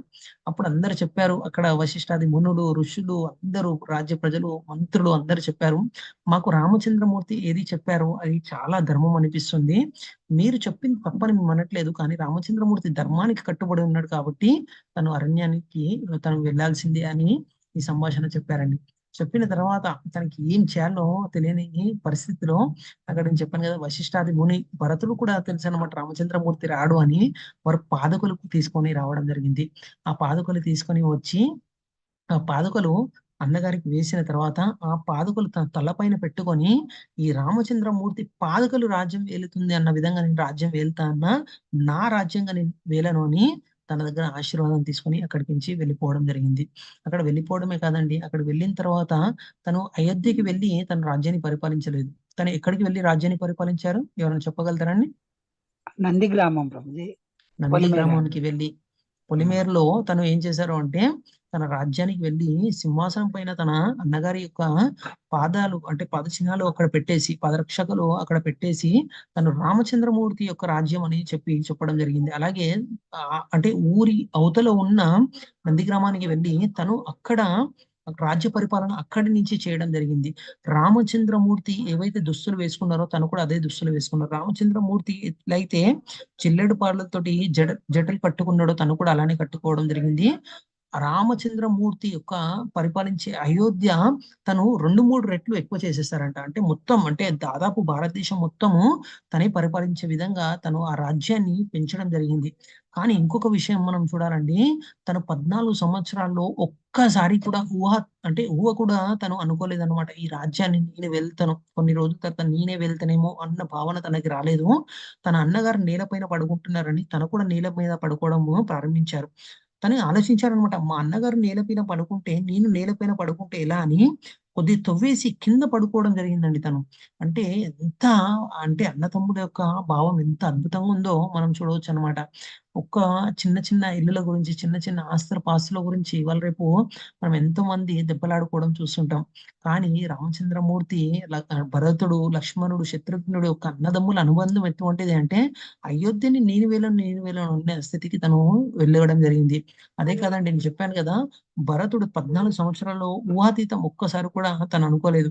తను అంత రాజ్యంలో ఉన్నప్పటికీ కూడా కందమూలాలు తింటూ, తను ఆకులు అలములు తింటూ తన అన్నగారు ఎలా అయితే జీవించారో 14 సంవత్సరాలు తను అలా జీవించారండి. అంటే భరతుడిని చూసి మనం అంటే భరించే వాడిని భరతుడు అంటారు.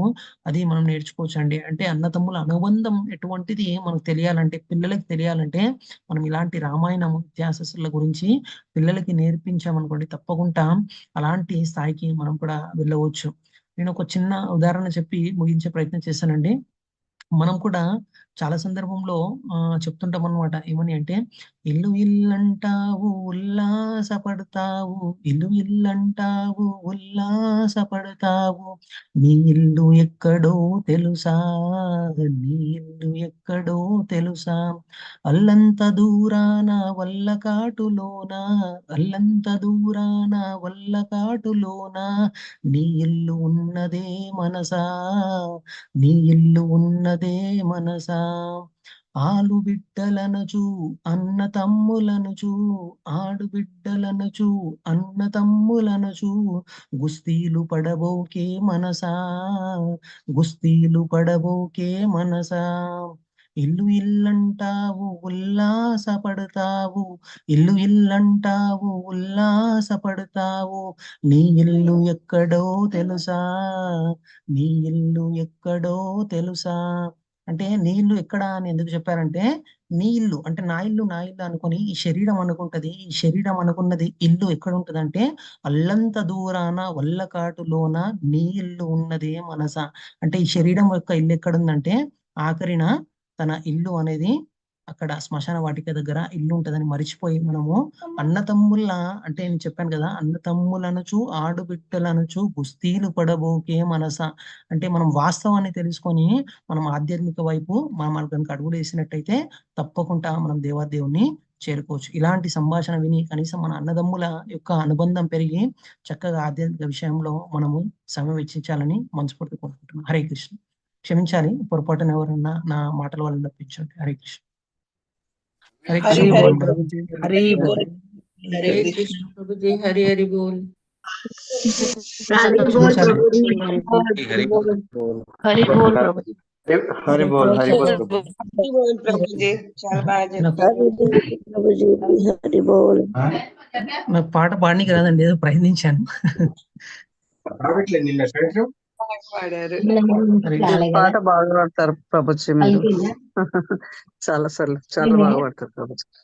హరే కృష్ణ ప్రభు. ప్రభు I'm done with the conversation between Jabali. ప్రభుజీ ఎవరైతే చనిపోతారో 10 days కి అలా Yes, ఈ మాతాజీ. పాట పాడతారు ఎక్కువ మట్టుకి. అవును మాతాజీ, ప్రైవేట్ ఆల్బమ్ మాతాజీ. నాకు కొద్దిగా అంటే మంచి అనిపించింది ఇది, ఒకసారి పాడి వినిపిద్దామని పాడి. Yes, Prabhu. Actually, Prabhu, today I've discussed the conversation between Jabali and Lord Ramachandra Murthy, Prabhu. All the symptoms of Kali Yuga he told to Ramachandra Murthy, just to convince him to come back to Ayodhya. He used that. And the purpose of using those words by Jabali is to prove that Lord Ramachandra Murthy stick to the Dharma. And at the same time, in Kali Yuga, these symptoms are there. That's the reason he narrated these things, this conversation. Actually, Bharata was trying his best to bring back Lord Ramachandra Murthy back, but he could not do it, and he looked at all the ministers, everyone. Then Jabali stood and started speaking like that. Of this conversation I told you, please, Prabhu. please add some rasa into it, and please. Hare Krishna प्रभु। Thank you so much ओम अज्ञान दर्शन तस्मै श्री गुरु। सीताराम सीताराम सीताराम सीताराम, मंगल भवन अमंगल हारी, तबहु सुदशरथ अजिर बिहारी। राम सिया राम जय जय राम। राम सिया राम जय जय राम। रघुकुल रीत सदा चली आई, प्राण जाए पर वचन न जाए। राम सिया राम जय जय राम। राम सिया राम जय जय राम।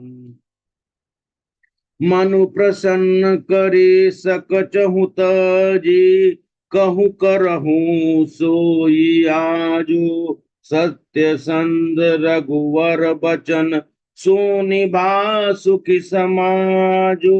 सुरगण सहित सबय सुर राजु, सोचहि चाहत हो न काजु। वनत उपाव करत कुछ नाही, राम शरण सब गे मन माही। बहुरे विचारे परस्पर काहि, रघुपति भगत भगति बस आही। सुधि करी अम्बरीश दुर्वासा, बेसुर सुरपति निपट निरासा। आन उपाउ न देखहि देवा, मानत राम सुसेवक सेवा। यह समीप सुमिरहु सब भरतहि, निज गुणशील राम बस करहि। भरत महाराज और रामचंद्र जी के बीच में संवाद चल रहा है। और वो संवाद क्या है? संवाद कि हे रघुनंदन, हे रघुश्रेष्ठ, श्री रामचंद्र जी को बोल रहे हैं भरत महाराज कि आप कुछ भी हो, मैं आपको वापस लेके जाऊंगा और यही मेरा प्रयोजन है। मैं आपके जगह पर, मैं और शत्रुघ्न जो है आपके जगह पर 14 साल के आजीवन हम वनवास करेंगे, लेकिन आप माता सीता और लक्ष्मण आप लोग वापस चले आए। तो ये सुनकर भगवान रामचंद्र जी को समझाते हैं और बोलते हैं कि ये तुम्हारा कर्तव्य है प्रिय भरत, कोई भी दोष किसी को मत दो। ये समय और परिस्थिति के अनुसार में सब चीज परिपूर्ण होता है, और जिस कार्य के लिए हम सब लोग आए हैं उस कार्य को संपूर्ण करना, संपादन करना, उसको आगे बढ़ाना, यह हमारा दायित्व है। रघुकुल का जो रीत है और इक्ष्वाकु वंश की जो परंपरा है, उस परंपरा में हम जन्म लिए हैं। हमारा धरती का सृजन करना हमारा कर्तव्य है।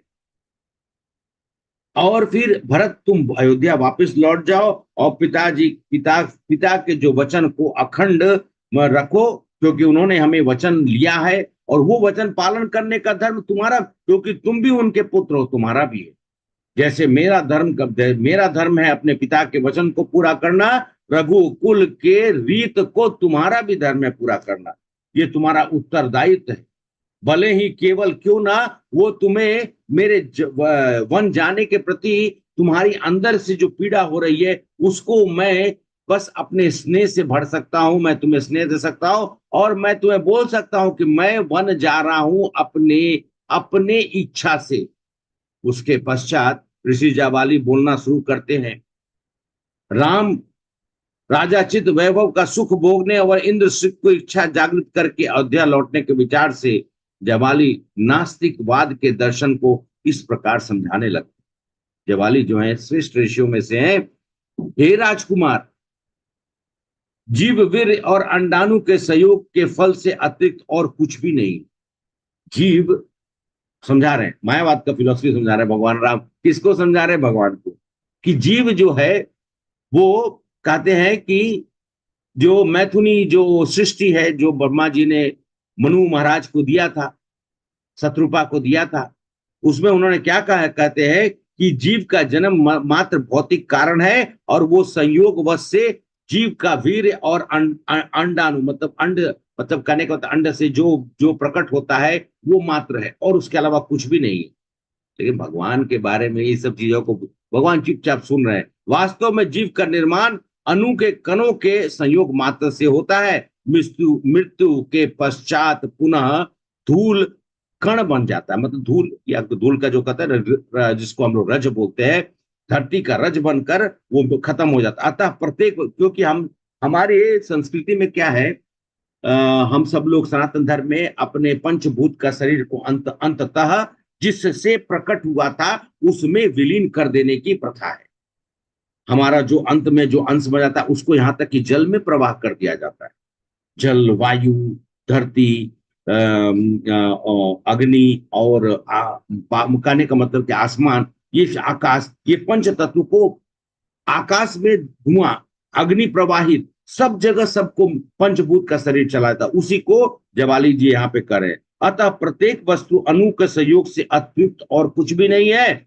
वास्तव में मैं जब जिन्हें माता पिता पुत्र पुत्री कहते हैं उनका हमसे कोई वास्तविक संबंध नहीं। मतलब उन्होंने कहना चाह रहे हैं कि आप जो बोल रहे हैं कि दशरथ, उनके पिता दशरथ के वचन को निभाने का मतलब आपका उनसे कोई संबंध ही नहीं है।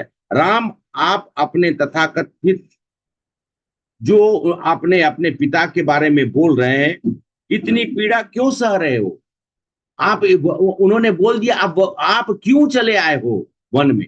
आपको जरूरी नहीं है सहने का। जैसा कि मैंने बताया कि कोई भी संबंध नहीं होता है। मनुष्य का शरीर अंततः कण कण से रज में मिल जाता है और अंत और राम तथाकथित और इतनी पीड़ा करके यथोचित क्रिया के संपादन से क्या, ये जो तुम कर रहे हो इससे क्या लाभ होगा? तुम जंगल जा रहे हो, इतने सारे लोग आए हुए हैं जो तुम्हें रिक्वेस्ट कर रहे हैं कि वापस चलो, क्या तुम्हें प्राप्त होगा वन जाने से? ये क्या मृतक आपके द्वारा अर्पित वस्तुएं खा सकता है? पूछते हैं। हम लोग में प्रथा क्या है? हम लोग की प्रथा है कि हम लोग पिंडदान करते हैं, और पिंडदान करने का जो प्रथा है उसमें वास्तविकता ये है कि हम अपने जो हैं अपने पूर्वजों को उनके लिए जल और पिंडदान देकर उनके साल भर के खाने की व्यवस्था करते हैं। तो ये क्या बोलते हैं कि मृतक व्यक्ति को क्या मिलता है? क्या ये मृतक मतलब वो मृतक को क्या? अच्छा, यहाँ पे मृतक का मतलब क्या है? हरे कृष्णा, यहाँ मृतक का मतलब क्या है?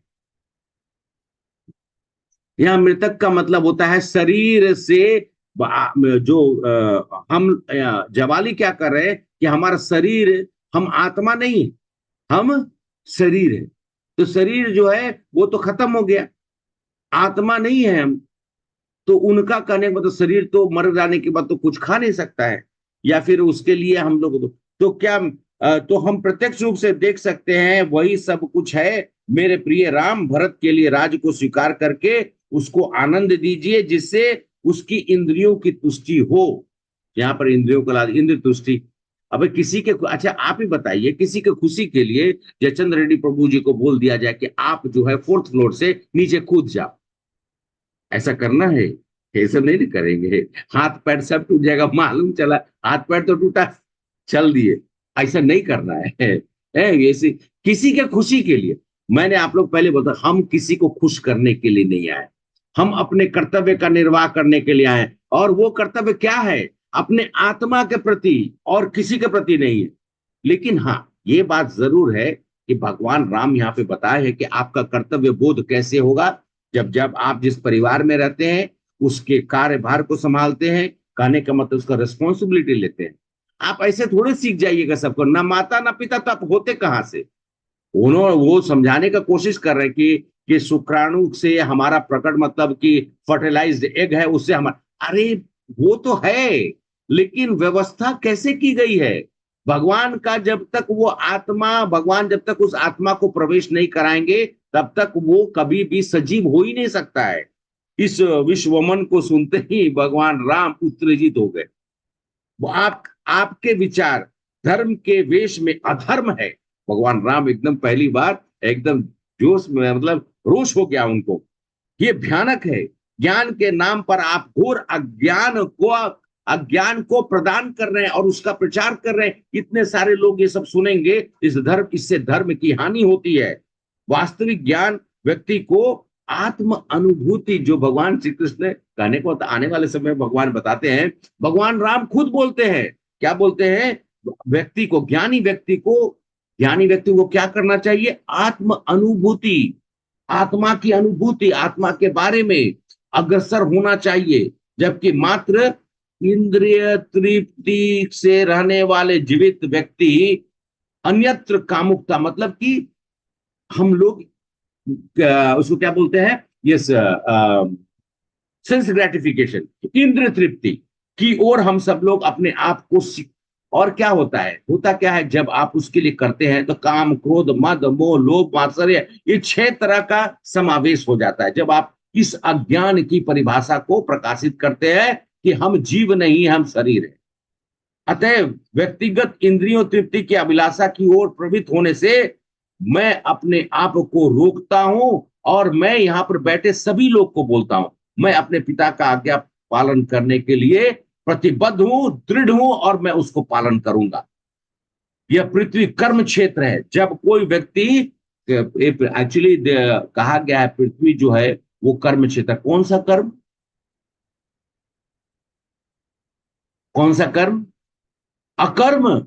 वो बोलते हैं भगवान आगे, जो कोई व्यक्ति दुर्लभ मनुष्य जन्म प्राप्त करता है, दुर्लभ जान मान ही मान, कहा था कि ये जो जन्म मिला है, दुर्लभ जन मानस ये पावा, ये जो जन्म है, ये जो हमारा जन्म है दुर्लभ है, ऐसा जन्म फिर हमें मिलेगा नहीं। जो हम सब आंखों से दृष्टि मिलती है फूलों को भी देखने के लिए, तो आंखों से दृष्टि मिलती है कांटों को भी देखने के लिए। आप क्या चाहते हैं, कांटे देखना या फूल देखना? ये हमें शरीर मिला है संगति करने के लिए, सुसंगति या कुसंगति, साधु संतों की संगति या फिर दुष्टों की संगति। हमें ये जो मुख मिला है भगवान का प्रसाद खाने के लिए, या फिर अन्यत्र आज के समय में जो विभिन्न प्रकार के उपलब्ध सामग्रियां हैं जो हमारी चेतना और हमारी इंद्रियों को भंग करती है। जितना ज्यादा आप बाहर का खाना, और वो भी खासकर ज्यादातर तेल और मसाला और मिर्चा, गुंटूर मिर्चा डाल दीजिए तो और मस्त हो जाता है। तो मैं एनीवे मतलब मैं ऐसा कहना चाहता कि वो चीजें हमारे जीवन में उत्कृष्ट नहीं बनाता है, वो हमें और नीचे की ओर ले जाता है। इसलिए भोजन का जो सामग्री है हम भगवान को जब अर्पित करते हैं, आप मिर्चा भी दीजिए, भगवान मिर्चा भी खाते हैं, ऐसा नहीं कि भगवान मिर्चा नहीं खाते हैं लेकिन वही मिर्च जब आप भगवान को ऑफर करके खाएंगे तो वो आपके अंदर में जो तीखापन है उसको नहीं लाएगा, वो मीठापन लाएगा। कोई बोलेगा कि प्रभु आप ऐसा बात कर रहे हैं, कैसा बात करते हुए, मिर्चा तो तीखा ही होता है, तीखा होता है लेकिन भगवान के खाने का तो वो मीठा हो जाता है। तो खैर मैं यहाँ पर ये कहना चाह रहा हूँ, इंद्र तृप्ति के भाव से हम सब लोगों को अपने जीवन को नहीं जीना चाहिए। ये पृथ्वी कर्म क्षेत्र है और ये दुर्लभ जो शरीर मिला है उसे पवित्र धार्मिक कर्म करना चाहिए। क्या करना चाहिए? पवित्र धार्मिक कर्म, जो भगवान कहे कि अकर्म करो। मतलब जो भी सेवा करो भगवान से ही जुड़ा हुआ सेवा, कोई भी कर्म करिए भगवान को सेंटर में रखकर, भगवान को मध्य में रखकर किसी कार्य को हमको संपन्न करना चाहिए। आपको मंत्री बनाकर मेरे पिताश्री ने, अब भगवान राम क्या बोलते हैं, हे मतलब जवाली को तो वो तो भाई ऋषि मुनि है, बोलते हैं मेरे पिता ने आपको मंत्री बना दिया, उन्होंने बहुत बड़ी त्रुटि कर दी है। वेदों के अनुसार उसका मुंह देखना भी वर्जित है, जो इस तरह का विष बमन मतलब जो अपने मुख से ऐसा विष निकालता हो। तब जवाली ने बताया, वास्तव में मैं वेदों का अनुयायी हूं, मेरा भगवान के अस्तित्व पर दृढ़ विश्वास है, मैं तो केवल आपको लौट चलने के लिए सहमत करने के लिए आशा से ऐसा बोल रहा था। जवाली की बातों को सुनकर भगवान राम को देखकर उत्तेजित होकर वशिष्ठ ऋषि बीच में आते हैं। जवाली ने ऐसा इसलिए कहा क्योंकि उन्हें ज्ञात है कि प्रजा आपसे यही चाहती, भगवान राम को वापस आने के लिए प्रजा चाहती है, लेकिन अयोध्या ही तो प्रजा नहीं है भगवान का। हरे कृष्णा, अयोध्या मान लिया जाए कि आज के समय में मान लिया जाए कि अयोध्यापुरी अवधपुरी जो है वो नॉर्थ में है, तो भगवान सिर्फ नॉर्थ के हो गए, या मतलब भगवान उत्तर दिशा के ही हैं? अरे भगवान तो सब दिशा के, 10 दिशा के। तो भगवान का तो कल्याण करने के लिए उनको भारत के दक्षिण भाग में भी जाना है, भारत के पश्चिम भाग में भी जाना है, भारत के पूर्व भाग में भी जाना है। और भगवान किसी एक के तो नहीं है, भगवान तो सबके हैं। नहीं नहीं नहीं, कुछ लोगों का आजकल मैं देखता हूं प्रवृत्ति है भगवान मेरे। अरे भगवान सबके हैं। मंदिर में जाइए तो कुछ लोग, कुछ माताएं तो ऐसा करती हैं जैसे कि आपके ऊपर चढ़ के सीधा कूद जाएगी ऊपर से।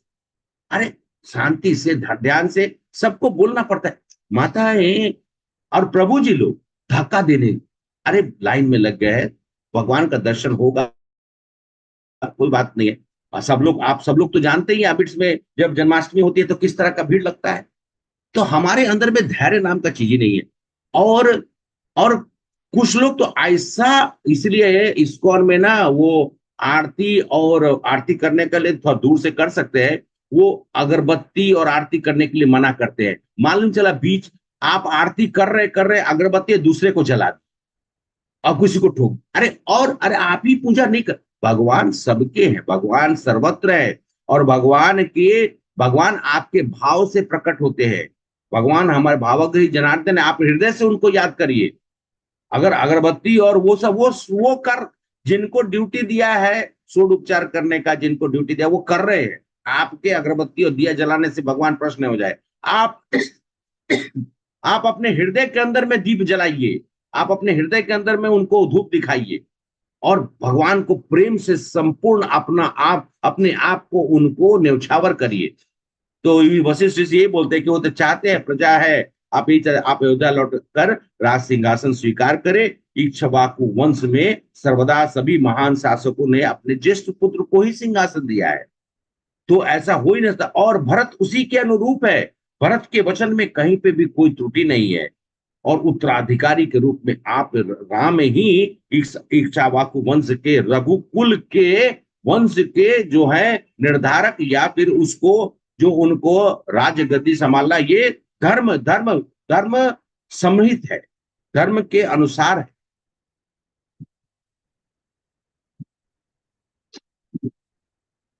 इस तरह से वशिष्ठ ऋषि ने कहा। और आप सोचिए कि मेरे आज्ञा का उल्लंघन करना धर्म के विरुद्ध होगा, गुरु की आज्ञा माता पिता की आज्ञा श्रेष्ठ होती है। तो उन्होंने ये भी कह दिया कि क्या आप गुरुओं की आज्ञा को नहीं मानेंगे? अब आप बताइए भगवान रामचंद्र जी क्या करेंगे अब कि सुने सुमिरत सुर गुर कहु भल तुम रहु बरबाग, सकल सुमंगल मूल जग भरत चरण अनुराग। जो भरत के चरण को जो भरत जी के समर्पित हो वो भगवान राम को पा जाए। भरत जी अपने आप को क्या बोलते, मैं तो जीवन भर वनवास रहूं, आप लेकिन चलिए। इसलिए भरत के जो भरत के, देखिए हनुमान जी भी जब अयोध्या से जा रहे थे तो भरत जी से मिल के गए। भले भरत जी को लगा कि कोई ऊपर से पहाड़ उहाड़ लेके जा रहे गिरा न दे, तो मूर्छित होकर जब नीचे आए हैं हनुमान जी को, बाद में उन्होंने अपने धनुष पे बाण चढ़ाया और हनुमान जी बोले कि अब तुम्हें मूर्छित होगा, मेरी शक्ति क्षीण हो गई। बोले कि आप चिंता मत करिए, आप आंख बंद करिए, मैं साधता हूं तीर। और भरत जी ने तीर पर बैठाया हनुमान जी और पर्वत जिस पर संजीवनी थी और भेज दिया सीधा लंका की ओर। ये है भरत महाराज।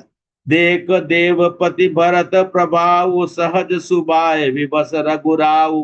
विवश हो गए रघुराज, भगवान राम विवश हो गए कि मैं करूं क्या।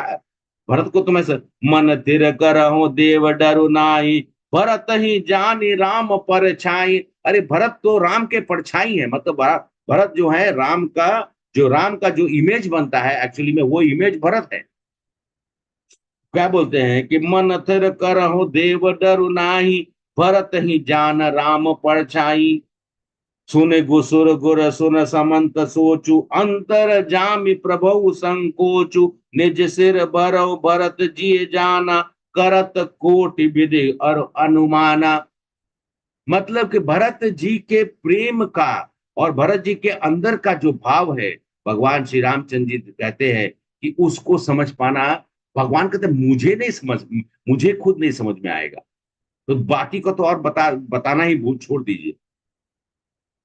इतनी सुंदर इसमें यहाँ करहु विचार मन दीन ही टीका राम रजायस अपना नीका निजपन तजो राकुपन मोरी चो सोन किन नहीं थोरा। उन्होंने कहा है भगवान भरत जी का। अब आगे हम लोग, मेरे ख्याल से प्रभु ने यहाँ पे रोक दिया था, मैं भी रोक देता हूँ। आगे हम लोग फिर अगले क्लास में कभी सुनेंगे। कहने का मतलब है भरत और राम के बीच का संवाद, और खासकर जो जबाली ऋषि जो है एक्चुअली में वो श्रेष्ठ है। वो यहाँ पर अपने भाव को प्रकट करके भगवान राम को उत्तेजित करना चाहते थे। भगवान राम उत्तेजित तो हुए, लेकिन उन्होंने अपने वचन को निभाने के लिए भरत को कहा कि मैं वचन निभाऊं, तुम भी वचन निभाओ। और अंत में भगवान जो है अपने कर्तव्य को पूर्ण करने के लिए भरत महाराज को आगे ज्ञान देंगे। वो हम लोग अगले क्लास में सुनेंगे। हरे कृष्णा कृष्णा कृष्णा हरे हरे राम राम राम हरे हरे। अवधपुरी श्री रामचंद्र की जय, सियापति रामचंद्र की जय, भरत लक्ष्मण शत्रुघ्न की जय, हनुमान जी की जय। जय जय श्री राम।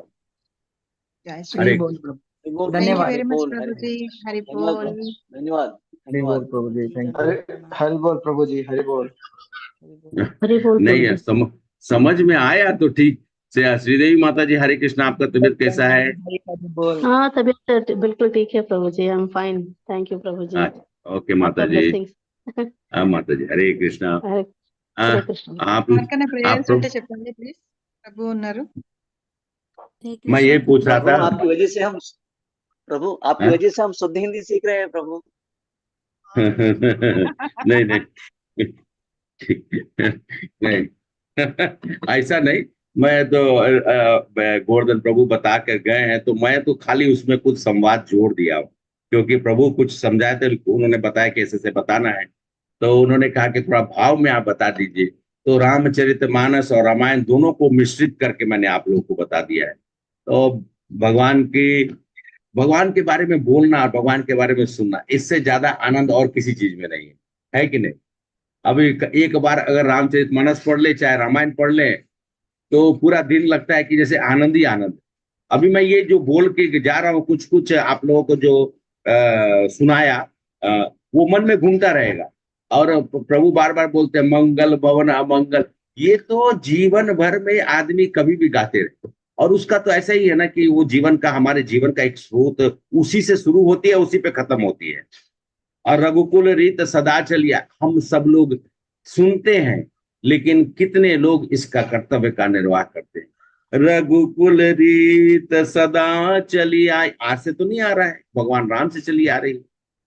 भगवान कृष्ण ने क्या कृष्ण भगवान ने अपने वचन को नहीं निभाया? उन्होंने भी निभाया, सबने न वचन को निभाया। भगवान आए तो वचन निभाया। तो हम मनुष्य को कर्तव्य है कि हम अपने अपने वचन को निभाना चाहिए। वचन कहाँ पर? अपने माता पिता को, अपने पति को या अपनी पत्नी को, अपने बच्चों को जो दिया उसको, जिसका गुरुओं को जो वचन दिया उसको, समाज में जो हम सब रहते हैं उस समाज में हमारा एक प्रतिबिंब, हम कहने का हमारा एक इमेज बनना चाहिए कि हाँ, हर व्यक्ति को जो है वचन निभाना उसका धर्म है। आप अभी मैं बोला कि प्रभु जी मैं ना 16 माला करूंगा, और थोड़ी देर बाद निकल के गए, बोलते अरे जय जय श्री राम प्रभु जी, बहुत सारा काम आ गया। माताओं को बोला गया, एक दिन यहाँ एक लास्ट सेंटेंस बोल के मैं समाप्त करता हूँ। अरे मैं हम सब लोग कह रहे थे, और मैं सुन भी रहा था एक दिन, तो एक बार हम लोग डिस्कस कर रहे थे, तो एक माता जी को कहा गया, हरे कृष्णा माता जी, आप सब ठीक है? सब हाँ प्रभु जी बहुत अच्छा है, भगवान कृष्ण की कृपा है और सब कुछ है। तो हम बोले कि और बाल बच्चे कैसे हैं? तो बाल बच्चे भी सब ठीक है। हम बोले बाल बच्चों को भी जपा करने के लिए सिखाइए। तो बोले कि प्रभु जी उनके पास समय कहाँ है, वो तो पढ़ाई लिखाई करते हैं। पढ़ाई लिखाई करे कि जप करे? ऐसा वचन अभूतपूर्व रूप से गलत है। अगर वो भगवान का नाम लेगा तो उसको पढ़ने की जरूरत नहीं है। ऐसा मैं बोलना नहीं चाहता हूं, लेकिन बोलने के लिए बता रहा हूं। जिसने राम नाम को जाना, जिसने कृष्ण नाम को जाना, वो जगत को जान गया। पूरे, अरे हमारे संत हमारे जितने भी गुरु आचार्य, क्या क्या वो हार्वर्ड में और ऑक्सफोर्ड में या फिर प्रिंसटन में कहीं पढ़ के आए थे क्या? उन्होंने अपने गुरुओं के सामने में बैठकर, भगवान राम कहाँ पढ़ाई किए थे? गुरु वशिष्ठ के सामने में। कृष्ण जी कहाँ पढ़ाई किए थे? कौन सा गुरुकुल में? संदीपनी मुनि के आश्रम में सेवा किया उन्होंने, और सेवा करते थे अपने माता स्वरूप गुरु माता का और पिता स्वरूप गुरु के। अरे ये है हमारी परंपरा। अंग्रेजी स्कूल में पढ़ा देने से नहीं होता। मैं भी पढ़ा हूँ, ऐसा नहीं हो तो पढ़िए, लेकिन सतत भगवान का नाम का शरण लीजिए, नहीं तो पढ़ाई कोई फायदा नहीं है। वो अंततः फिर बिग जीरो। अगर आप राम को नहीं जान सके, कृष्ण को नहीं जान सके, तो यू आर जीरो। ये मैं बोलता हूं। भले आप लोगों को क्षमा चाहता हूं, मेरा बोलने का कोई ऐसा अधिकार नहीं है, लेकिन अपने भाव को मैं बोल रहा हूं। राम और कृष्ण को नहीं जानकर, अपने माता पिता को नहीं जानकर हम सोचेंगे कि हम ज्ञान प्राप्त करने जा रहे हैं। अरे वो ज्ञान किस काम का जो राम का नहीं, जो कृष्ण का नहीं। हरे कृष्णा माता जी, बहुत बहुत धन्यवाद। आप सब लोग को बहुत बहुत मैं आभार जो आप लोग यहाँ पर रहे और सुनने का प्रयास किया। और जितने भी हमारे यहाँ पे उपस्थित माताएं प्रभु जी है, मैं आप सब लोग के लिए प्रार्थना करता हूँ। और विशेषकर मेरे हृदय से आप लोगों के लिए सिर्फ इतना ही है। वचन का नाम सुनकर, एक ही वचन मैंने बोला, मैं सुबह में, अब जब तक आप लोग को बोल के रखे हैं, जब तक कि है मेरे अंदर में कि हाँ मैं कोई काम कर रहा हूं, तो मैं सुबह में टाइम से यहाँ ज्वाइन करता ही। ये वचन है मेरा कि मुझे करना है, अंततः कि मेरा शरीर अस्वस्थ हो जाए तो अलग बात। हाँ सरिता माता जी, हरे कृष्णा, बोलिए जल्दी से। हरे कृष्ण प्रभु जी, बहुत कड़वे सच बोले प्रभु आज। कड़वे सच्चे मतलब सत्य है ना, ये तो मैंने सत्य है कुछ पर सबको कड़वा लगता, मगर वही सत्य है। आजकल के लोग है ना, कोई स्वीकारता नहीं। ये आप जो इसी बोले ना, माता जी लोग मंदिर में जाते कि ऐसा ऐसा करते, ये तो सच है प्रभु। मैं बहुत जनों से देखी, बट एक एक बार तकलीफ भी होती, बट मैं तो छोड़ देती, डिलीट कर हाँ, देती, जाने दो, हर कोई एक जैसा नहीं रहता। नहीं वैसा खाली बहुत जन माता ऐसे जी, करते हैं लोग। हाँ खाली माताएं नहीं, प्रभु जी लोग भी। अविलंब मेरा तो, मैं भगवान का भगवान मेरे, मैं सीधा सामने। हाँ, ऐसा ऐसा ही करते हैं, सब फीलिंग ऐसा दिखाते कि नहीं, मैं ही देख रही हूँ, सिर्फ मैं ही कर रही हूँ, ऐसा दिखाते। नहीं भगवान, भगवान के मंदिर में जाइए तो सबसे पहले वहां पर जितने भी उपस्थित है उन सबों को प्रणाम करिए। भगवान तो आपको दर्शन देंगे, जरूर देंगे। ठीक है माता जी। थैंक यू प्रभु, Hare thank you Krishna. Very Hare much Krishna. प्रभु ప్రభుజీ. जी, హరే प्रभु కృష్ణ. जी, ఎవరెవరికైనా ప్రేయర్స్ ఉంటే అడగండి ప్లీజ్, हाँ తొందరగా हाँ, ప్రభు వెళ్ళిపోతారు. इवाళ आज इंटरमीडिएट फर्स्ट ईयर जो एग्जाम जो परीक्षा जो प्रारंभ हो रहा है प्रभु, जो हाँ, मेरा जो भाई का एक सन है, उसको आप ब्लेसिंग दीजिए। उसका नाम रामानुज अखिल है, उसका रामानुज अखिल। अरे राम के ఓకే. अनुज को हम, राम के अनुज को हम क्या आशीर्वाद दे, वही हमको आशीर्वाद दे। अच्छा ठीक है, फिर भी हम लोग सबके प्रभु लिए मेरी जिनका बेटी भी, का भी है। ఇంకెవరికైనా ఉంటే చెప్పండి हरे ప్లీజ్, ఫాస్ట్ कृष्ण ఫాస్ట్ గా. माता जी, जल्दी మా जल्दी। పాపది కూడా సెకండ్ एग्जाम। अच्छा okay okay okay. Okay. Inter first year. Yes माता जी। मैं सबके लिए ఓకే. कर देता हूँ, ఇంకా सबके लिए करता हूँ। हरे ఇంకెవరైనా ఉంటే చెప్పండి. कृष्णा कृष्णा कृष्णा हरे हरे, हरे राम हरे हरे राम, राम, हरे राम, हरे राम, राम राम, हरे हरे कृष्णा कृष्णा कृष्णा, हरे कृष्णा कृष्णा, हरे कृष्णा हरे, कृष्णा, हरे हरे राम राम, हरे राम राम, राम राम राम, हरे। हरे हरे कृष्णा, कृष्णा हरे कृष्णा कृष्णा, हरे कृष्णा कृष्णा, कृष्णा हरे हरे कृष्णा, हरे, हरे हरे राम, राम। हरे राम, राम राम, हरे हरे। सब सब स्वस्थ हरे रहे कृष्ण अच्छे से। प्रभु जी। हाँ, हरे कृष्णा, सब स्वस्थ रहे, भगवान का नाम लेते रहे, अच्छे से परीक्षा दे, यही मैं प्रार्थना करता हूँ। अब आप लोग कंटिन्यू करिए। Hare Krishna. Thank you very much ప్రభుజీ. హరే కృష్ణ. धन्यवाद प्रभु जी, ప్రభుజీ हरे धन्यवाद प्रभु, कृष्ण। धन्यवाद धन्यवाद प्रभु। అందరికి ప్రభు ప్రేయర్స్ చేసేసారు. ఎవరైనా ఇవాళ పుట్టినరోజులు చేసుకుంటున్న వాళ్ళకి, మ్యారేజ్ యానివర్సరీ చేసుకుంటున్న వాళ్ళకి, హెల్త్ బాగా లేని వాళ్ళకి, అందరి కోసం కూడా ప్రభు ఒకేసారి చెప్పి అది చేశారు. ఇంకా ఎగ్జామ్స్ రాస్తున్న వాళ్ళందరికీ కూడా, పిల్లలందరికీ, సిబిఎస్ఈ రాస్తున్న వాళ్ళకి, మన స్టేట్ బోర్డ్ ఎగ్జామ్స్ రాస్తున్న వాళ్ళకి అందరికీ కూడా all the best. Venkatesh Shri Govinda ప్రభుజీ, please continue in English. Hare Krishna.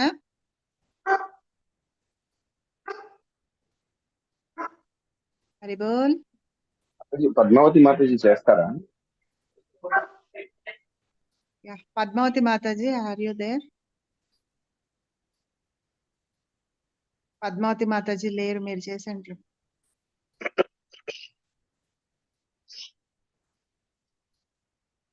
గురువందన చేయించి. Okay okay Prabhuji.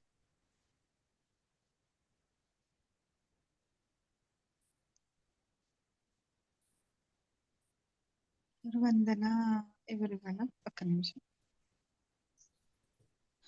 మాతాజీ నేనే గాని పద్మజ వై మాతాజీ గురువందన చేయండి. మాతాజీ ఎవరైనా అదర్స్ ఇస్తారేమో ఒకసారి అడుగుతారా? నేను కిడ్స్ ని స్కూల్ కి పంపిస్తాను.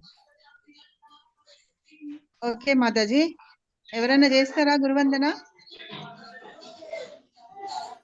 మరి బోల్ నేను చేయను మాతాజీ. నేను ప్రభు మన ఇద్దరం ఎప్పుడు చేసేస్తాం, మిగతా వాళ్ళు ఎవరిని అడుగుదాం. హరి బోల్, ఎవరైనా చేస్తారా?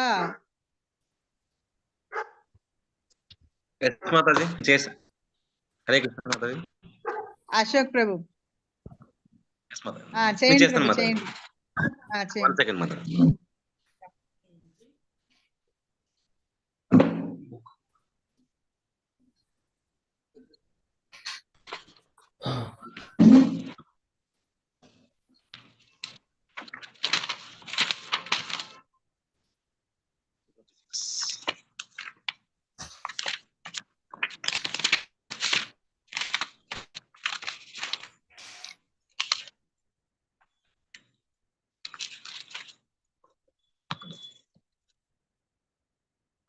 ఇక పేజీలే లేవు. వసుంధర మాతాజీ ఉన్నారా? వసుంధర మాతాజీ లేకపోతే ఇంకెవరైనా శిక్షాష్టకం చేయడానికి రెడీగా ఉండండి. హరే కృష్ణ. చేయొచ్చా మాతాజీ? ప్రభు చేసిన తర్వాత శిక్షాష్టకంకి రెడీగా ఉండండి ఎవరైనా. నేను చేస్తాను మాతాజీ. ప్లీజ్ ప్రభు హరే చేయండి. కృష్ణ మాతాజీ. శ్రీ గురు మహిమ. జయ ప్రభుపాద్, జయ ప్రభుపాద్, ప్రభుపాద్. జయ ప్రభుపాద్, జయ శ్రీల ప్రభుపాద్. జయ ప్రభుపాద్, జయ జయ ప్రభుపాద్, ప్రభుపాద్. జయ ప్రభుపాద్, జయ శ్రీల ప్రభుపాద్. శ్రీ గురు చరానా పద్మా కేవల భకతి సద్మా. శ్రీ గురు చరానా పద్మా కేవల భకతి సద్మా.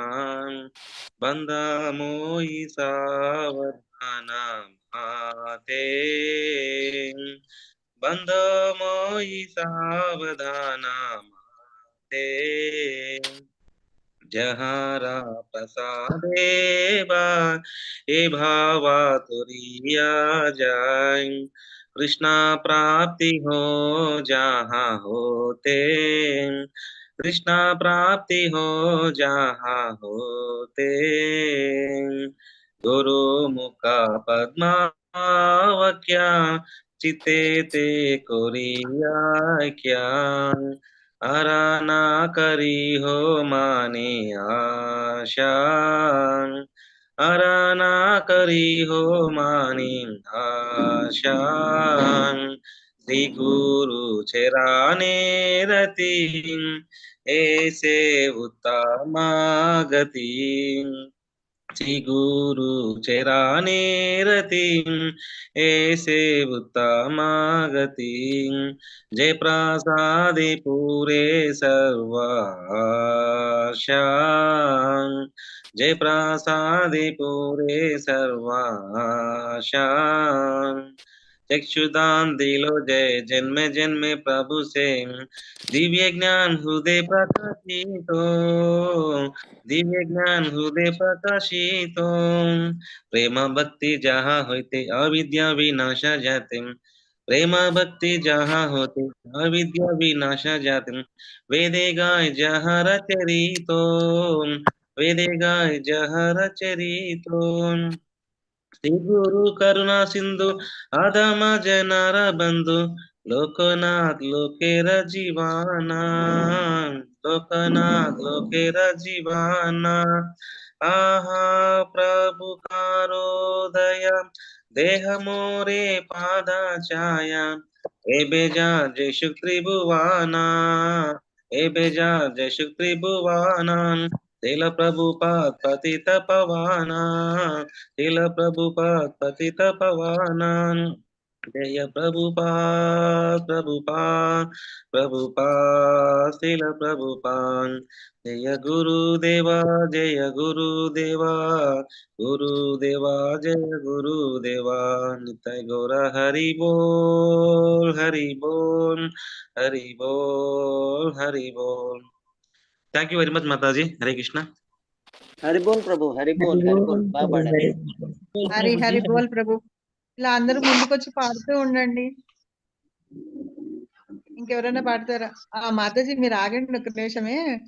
ఇంకెవరైనా శిక్షాష్టకం చేస్తారా? ఇందాక ఎవరో చేయలేతారా? హ్యాండ్ చేశారు. ఈ తోటి స్టార్ట్ అయింది. ఎవరో పేరు హ్యాండ్ రేస్ చేశారు. హరే కృష్ణ మాతాజీ. లావణ్య లహరి మాతాజీ. కాదు. లావణ్య. అది మా పాపది లావణ్య నా పేరు. అచ్చా, శిక్షాష్టకం చేస్తారా? ఎస్ మాతాజీ. చేయండి. హరే కృష్ణ. ఒక్క నిమిషం Mataji.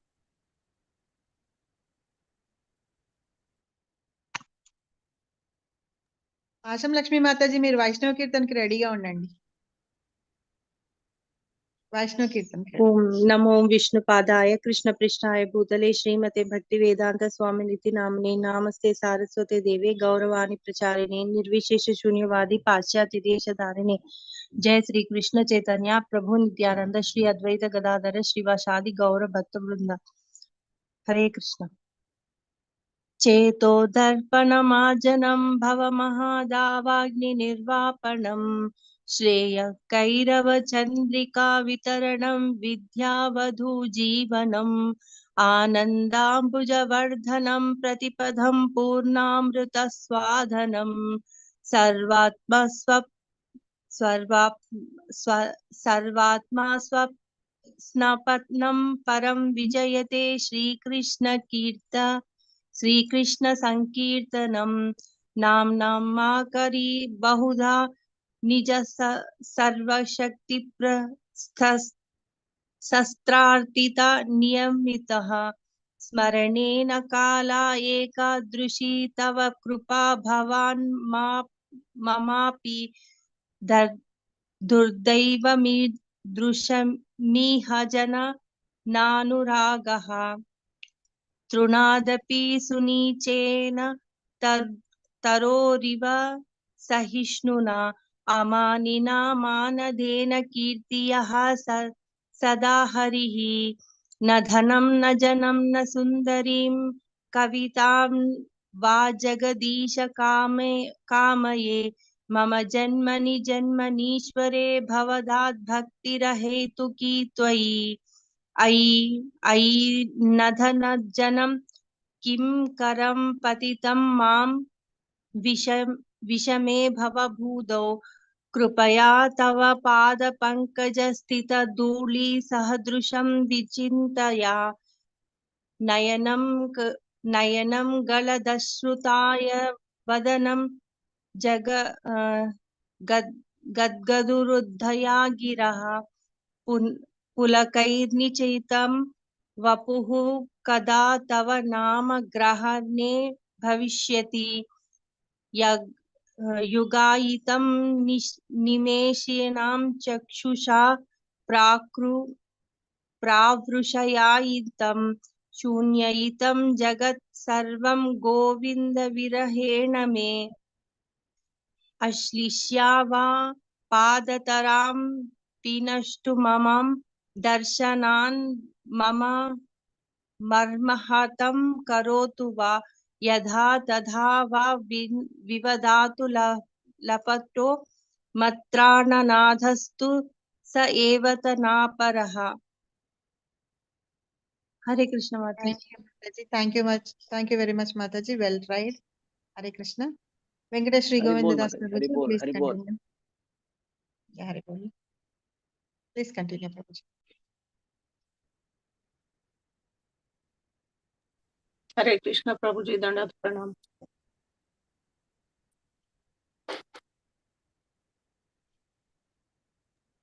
You are not audible. Hare Krishna Prabhuji. दंडवत प्रणाम. You are not audible. आप म्यूट में हैं प्रभु. No, you are not audible. Please check.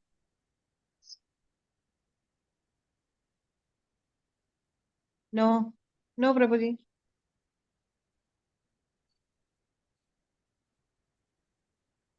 Please leave and join again.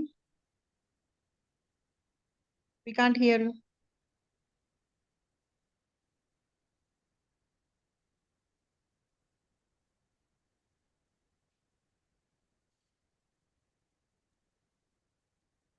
No, Prabhu, we can't hear you anything.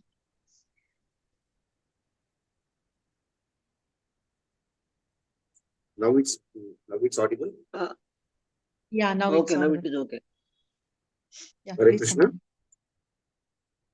Yes, Prabhuji, please continue. Okay, Prabhu. Okay, Prabhu. Now it is better. Better. Better.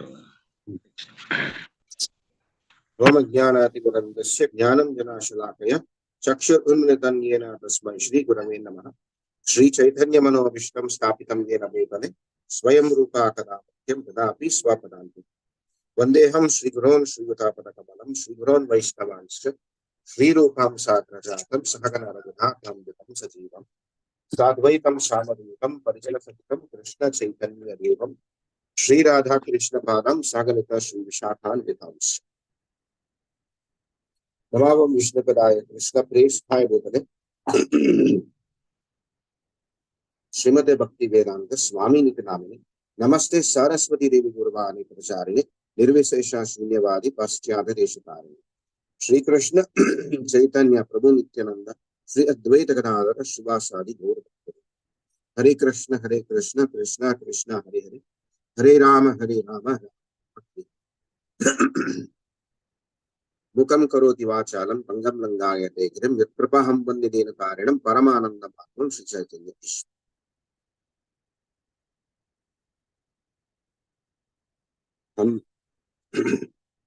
All my, please accept my humble obeisances. My humble obeisances to His Divine Grace A.C. Bhaktivedanta Swami Srila Prabhupada. Humble obeisances to His Holiness Japa Swami Maharaj. Humble obeisances to His Grace Varada Krishna Prabhu. Humble obeisances to His Grace Raghunath Puri Prabhu. Humble obeisances to His Grace Govardhan Giridhar. And all the assembled Vaishnavas. All glories to assembled Vaishnavas. All glories to assembled Vaishnavas. All glories to Sri Guru. So we are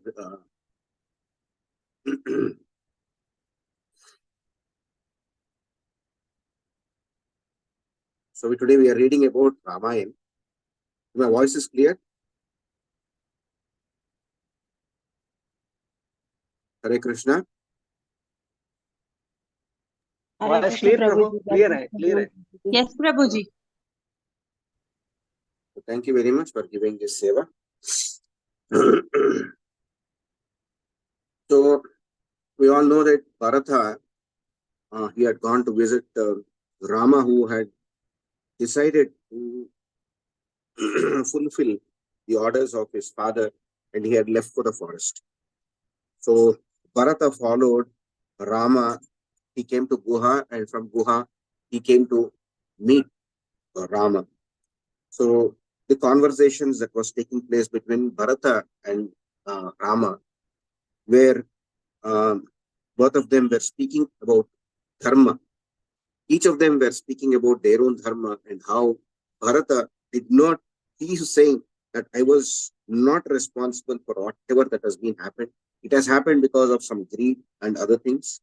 And so finally, he also could not convince Lord Ram to come back to Ayodhya. So somehow or the other, everyone was planning in their own way. So there was another minister by name Jabali. So Jabali said, now let me try another way. So he tried another way. So he started speaking unrighteous words to Rama, who was a very righteous person. So he said, then Jabali said, okay, you think that you are very wise, but you are speaking just like a common man. You said you are distinguished for your intelligence and virtue, but you are not speaking like that. So he was talking as if there was no relationship between Dasharath and Ram. So he was talking of a very bigger philosophy. And he says, who is related to whom? Everyone is just related only to, there is no relationship between father, mother, all those things. So every creature is born alone and he dies alone. So he was giving another kind of a philosophy with his own things. So he was trying to quote some kind of another kind of philosophy. Then he says, "O Rama, who claims to another, this is my father, this is my mother, should be known to have known not his wits, and there is none who belongs to another." So we don't belong to another. So we are just just as individuals who are coming here and going. So where is the relationship between father and mother? And you are saying that I want to follow the order of my father. So there is no father and mother that is there. So why do you want to spend all these things? So you have got one great palace that is there. So you can take. Why do you want to come here and suffer from abandon a great kingdom that has come to you? Why do you want to do all these things? Live in this kind of a forest. So these kinds of things. So why don't you just enjoy? You've got only one life. Many people will say, "Zindagi milega ek dobara." So you can just be like Indra. You can be like some other one. You can just enjoy the royal luxuries that are there. So why don't you do all those things? So, and he was saying that Dashrath is not at all related to you. Why do you want to do all these things? So, and then he started again talking about how a human body is formed by the sperm and the ovum that is there, so that the human being is formed. So these kinds of arguments that he started trying to tell to Rama. So then he says, "Why are you wasting your food, and what will a dead man eat?" So that means he has just seen what Dashrath had given. So we give this pinda pradhan.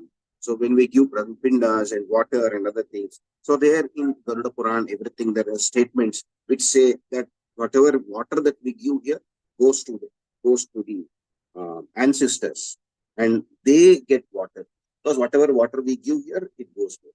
He says, see, all these things as how will it reach? So many questions, many times we also will have the same question. How will somebody, whatever that is food, we keep in front of Naivedya, food is like that only. And the food that is given in for Pitru also, it is just like that. So only it is humans we are eating. How can somebody who is dead can eat? So this is the kind of an argument, the same kind of an argument that an atheist is going to do. So he started speaking like an atheist. So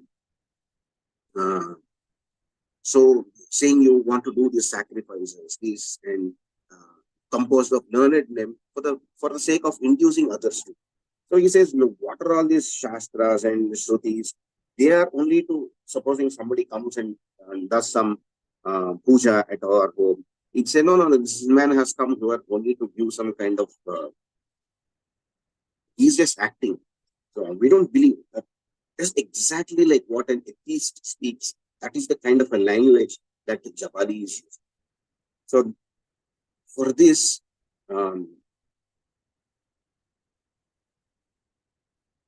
what kind of an answer will Lord Ram give? So this is an atheistic argument that Jabali has to. So he gets angry on Jabali. He says, is this the kind of an minister that my father had given? So are you doing like this? So after hearing Jabali's words, Rama, and he said with an undisturbed mind, because whenever somebody, when somebody asks these kinds of questions, immediately we get disturbed. I said, no, we are just trying to do this kind of things for so many years. So this Pantru, this priest told me to do like this. That priest told me to do like this. So where is it? So evidence that we want to have. So here Lord Ram is trying to do that. Then he says, that which is in your desire to please me, you have counseled. It is impossible, though it appears to be possible. It is like a forbidden food appearing to be an agreeable one. So even Lord Ram is saying that it appears like an agreeable. That means the argument that an atheist puts is very much, immediately you feel, oh, what he's saying is very, very logical. So you can immediately will fall for those things, but always things. Then he says something which is very interesting. Then he says, he who is unruly, fully invested with inconduct, having a bad reputation, and seeing differences in everything, does not gain respect from honest men. So this is the kind of a statement that Lord Ram says.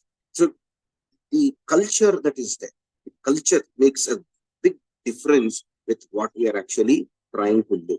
So because without the culture, you are just like an animal. So the difference between animal and man is the culture. So you become a wild animal. So wild animal has no conduct. It has got nothing. It has a bad reputation. It does not gain any respect from honest men. So honesty is. So he says once conduct itself explains whether one belongs to a good family or a bad family, valiant or arrogant, and chaste or unchaste. So he gives a broad description, very, very broad and very perfect explanation about what culture is, what family is, what a good family is, what a bad family is, what arrogance is, what chaste is, what unchaste is.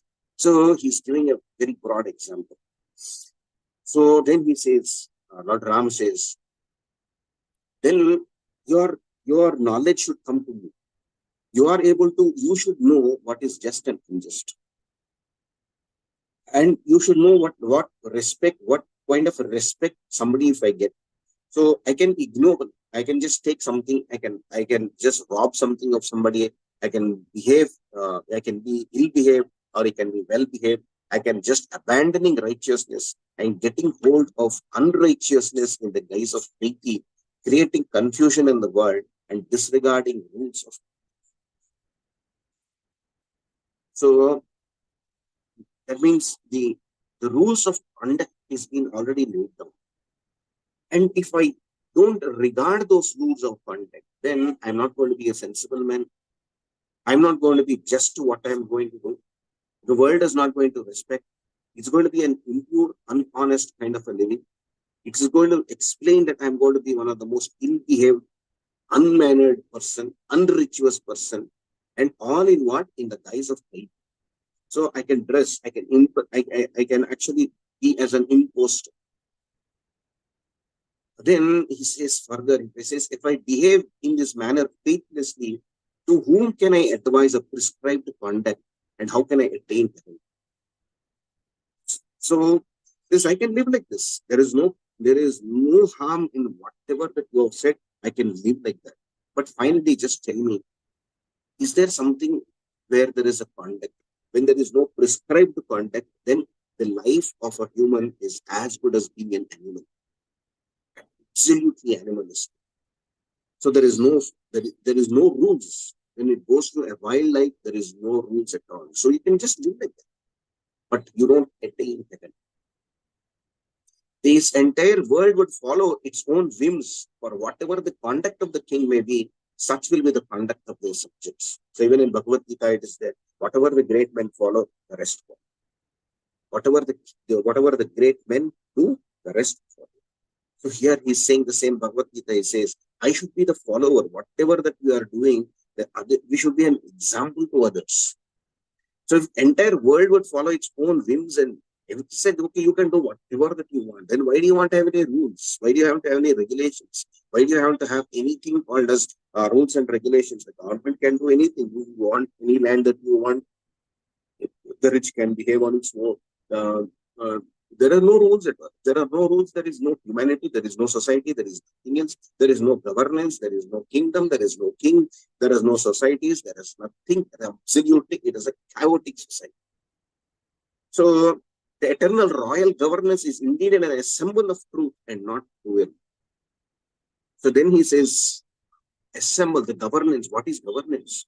What is the object of ruling the kingdom? Then he says, an assemble of truths. That means a bundle of truths that are there have been assembled and given to the king, and then saying that this is how you should be. You should be an example. And that is then established in truth. As a kingship has the truth as its essence. So kingship means the king, and he should be an essence of its truth. So if king is there, that means he is an essence of the truth. If he is not following the truthfulness, even sages and divine have respected truthfulness alone. The one who speaks the truth obtains the highest position in this world. So if everyone speaks only lie, where is the truth? And somebody says truth is bitter. So means to accept truth is going to be very difficult. But a lie is actually coated with a sugar pill. So the minute you take it, it looks sweet. Oh, it tastes very sweet. And then immediately you accept it. And finally, you know that this is a lie. And to cover that lie, you have to tell another hundreds of lies. But truth is only one. It may be bitter, but it is only one. It cannot change. It does not have a change. So people out of a person who speaks untruth as one fears a snake, truth is the highest virtue and is stated to be the origin of evil. So he says, where is this truth coming from? This truth is not coming from somewhere. It has come from heaven only.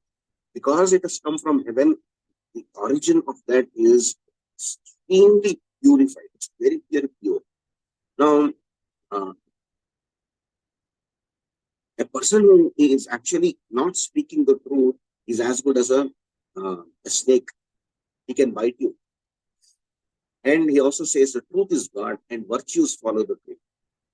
So, Satyam Eva Jayate. So, who is God? God is truth. I can see God. So, God is truth. It is seen. And all the virtues follow the truth.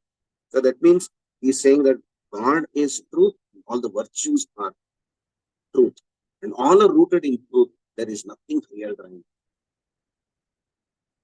So, the emphasis with what Jabali had said and the argument that Lord Ram has said, the truth is God, virtues follow the truth, all are rooted in truth, and there is nothing higher than it.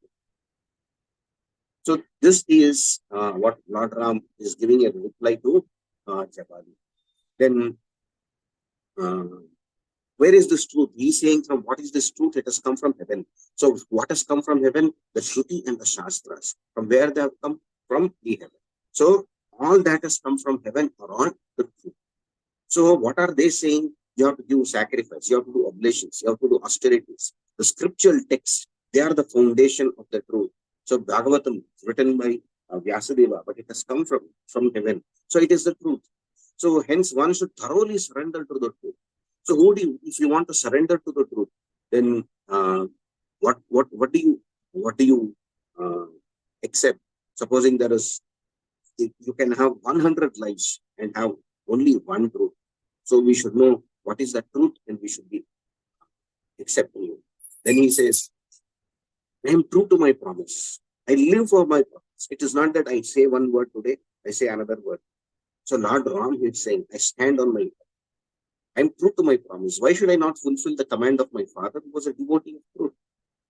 If Dasharath was untruthful, then I don't need to do it. But my father was truthful. He was a devotee of truth. So he's upgrading his father and saying that he never told a lie. So I have to follow his command. He had given a boon to Kaikeyi. So neither covetousness, nor forgetfulness, nor pride would cause me to destroy the bond of morality.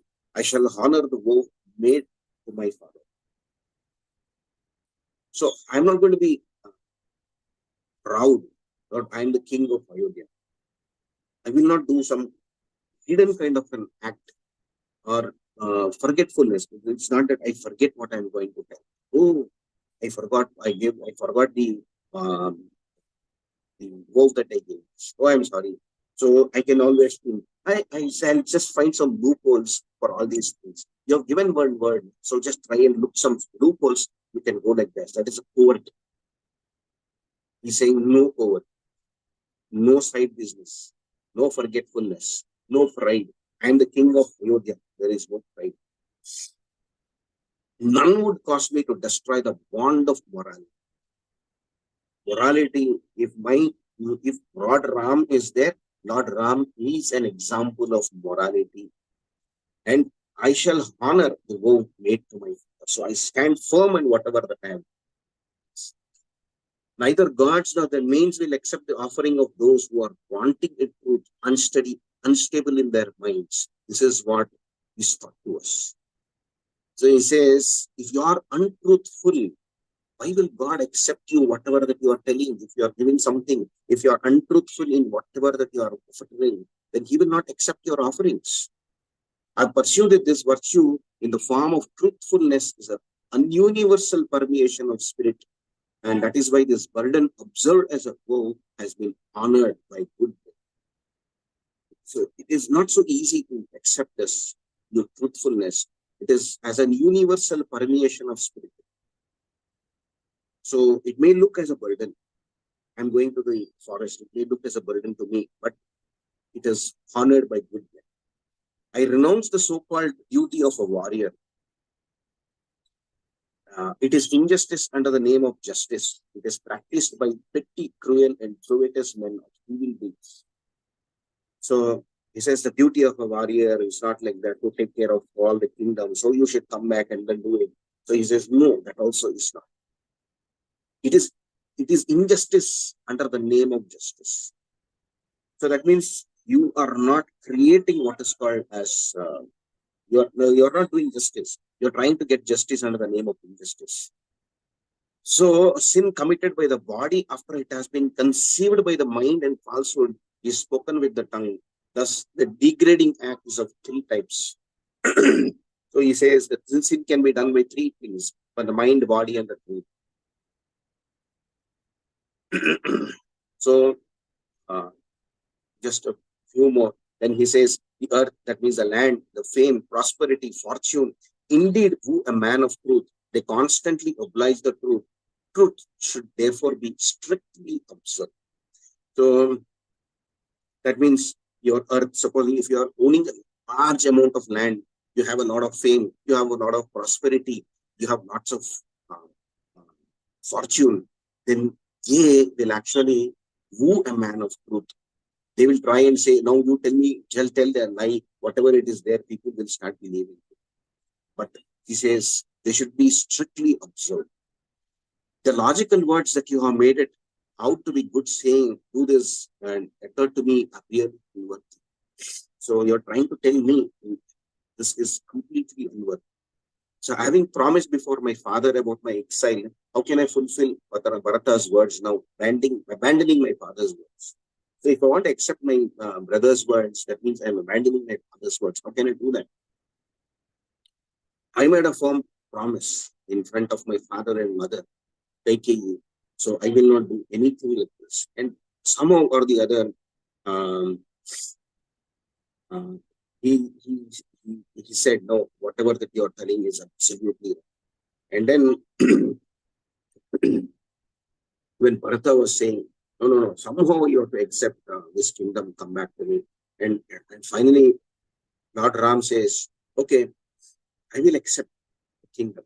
But now, as soon as he accepts that kingdom, he orders Bharata and then he says, this is my kingdom, now you go and rule. So everyone will be rejoicing, oh, Rama has come here, Rama has agreed to do these things. But finally he puts water on them and he says, now Bharata, I order you, go and take care of my kingdom. Then he goes to Nandigram, lives in the same kind of a bark tree, bark dress that Lord Ram was wearing. He keeps his paduka in Ayodhya and asks Shatrughna to take care of the king. So this is an example of how unrituousness, somebody can actually try to fool us with all kinds of questions and unrituous kinds of words. But this, when you read it, you understand how Lord Ram is countering those kinds of arguments. So thank you very much for giving this seva. Vansha kalpataron vayasya krapa sindhu vacha patitanam pavanebhyo vaishnavibhyo namo. I'm sorry, I may not have done exactly as what Govardhan Prabhu or Raghunath Puri Prabhu said. I was just reading from Valmiki Ramayana. Thank you very much for giving this seva and for giving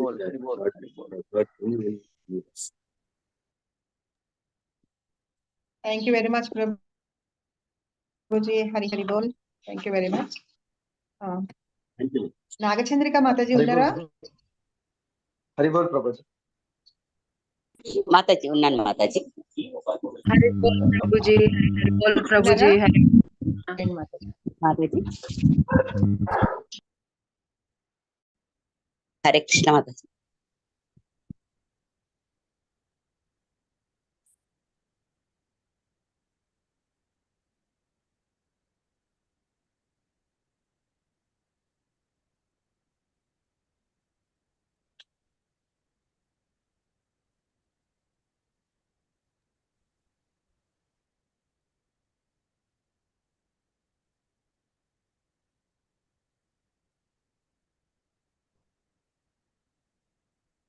Hare Krishna Mataji, దండవత్ ప్రణాం. వైష్ణవ కీర్తన చేయమంటారా మాతాజీ?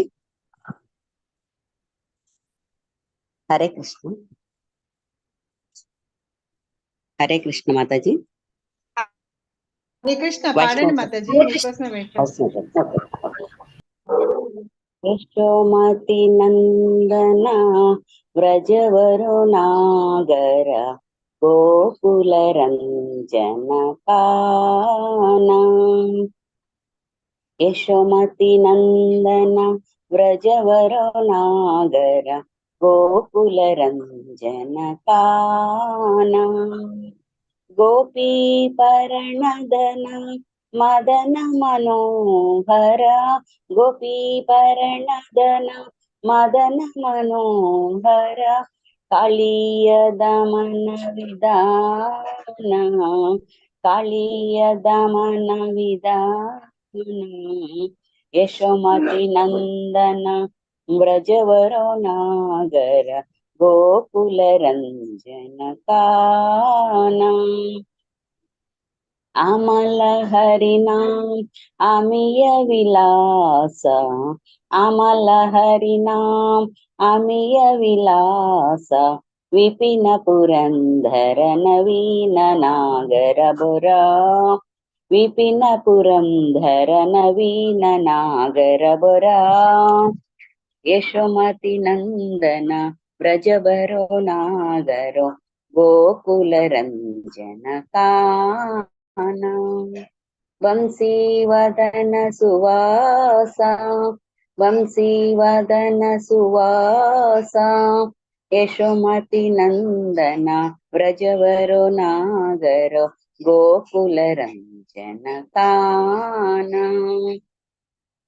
వ్రజ జన పాలన అసుర కుల నాశన వ్రజ జన పాలన అసుర కుల నాశన నంద గోధన రఖవాల నంద గోధన రఖవాల. గోవింద మాధవ నవనీత తస్కర గోవింద మాధవ నవనీత తస్కర సుందర నంద గోపాల సుందర నంద గోపాల. యశోమతి నందన వ్రజవరో నాగర గోకుల రంజన కాన. యమునా తటచర గోపీ బసన హర యమునా తటచర గోపీ బసన హర రాసరసికా కృపామోయ రాసరసికా కృపామోయ. శ్రీరాధవల్లభ బృందావన నటవర శ్రీరాధవల్లభ బృందావన నటవర భకతి వినోదాశ్రాయ భకతి వినోదాశ్రాయ. యశోమతి నందన వ్రజవరో నాగరో గోకుల రంజన కాన. యశోమతి నందన వ్రజవరో నాగరో గోకుల రంజన కాన. హరే కృష్ణ కృష్ణ కృష్ణ హరే హరే హరే రామ రామ రామ హరే హరే. థ్యాంక్ యూ మాతాజీ ఫర్ గివింగ్ దిస్ ఆపర్చునిటీ. దండవత్ ప్రణామ్ టు హరే ఆల్. బోల్ మాతాజీ, హరే బోల్. హరి బోల్ మాతాజీ, Hari thank Bol, you Hari very much Bol. మాతాజీ. హరే కృష్ణ హరి బోల్. जी हरि बोल माता जी. థ్యాంక్ యూ మాతాజీ. కృష్ణ మాతాజీ. జయమారతి ప్రభు, మీరు పాడతారు ఏమన్నా వైష్ణవ కీర్తన? నేను పాడతాను మాతాజీ ఉండండి మరి ఒక్క నిమిషం. విజయమారతి ప్రభు, మీరు ఏమైనా పాడతారా? ఇందాక మీరు పాడుతున్నారు. ఉండండి మాతాజీ, ఇంకా పాడతాను 8:30 కాలేదు. మీరుతో లాస్ట్ చేసేద్దాం. ప్రభు పాడిన తర్వాత మీరు పాడేయండి మాతాజీ. మీ పాట అయ్యాక ఎండ్ చేసేద్దాం. ఒక్క నిమిషం మాతాజీ. ఓకే పాషం లక్ష్మి మాతాజీ, మీరు పాడండి తర్వాత మాతాజీ. పాడవచ్చా? ప్రభు పాడుతున్నారు. హరే కృష్ణ మీరంటే పాడండి మాతాజీ. ప్రభు పాడుతున్నారు మాతాజీ, మీరు ఉండండి. అదే ప్రభు పాడాక మీరు పాడండి, మీ పాటతో ఎండ్ చేసేద్దాం మీటింగ్. హరే కృష్ణ. పాడండి ప్రభు. శ్రీ కృష్ణ చైతన్య ప్రభు దయా కरो मोरे, तोमा बिना के दयालु जगत संसारे। श्री कृष्ण चैतन्य प्रभु दया करो मोरे, तोमा बिना के दयालु जगत संसारे। पतिता पावन हेतु तव अवतारा, मोसमा पतिता प्रभु ना पैबे आरा। पतिता पावन हेतु तव अवतारा, मोसमा पतिता प्रभु ना पैबे आरा। श्री कृष्ण चैतन्य प्रभु दया करो मोरे, तुम बिना के दयालु जगत संसारे।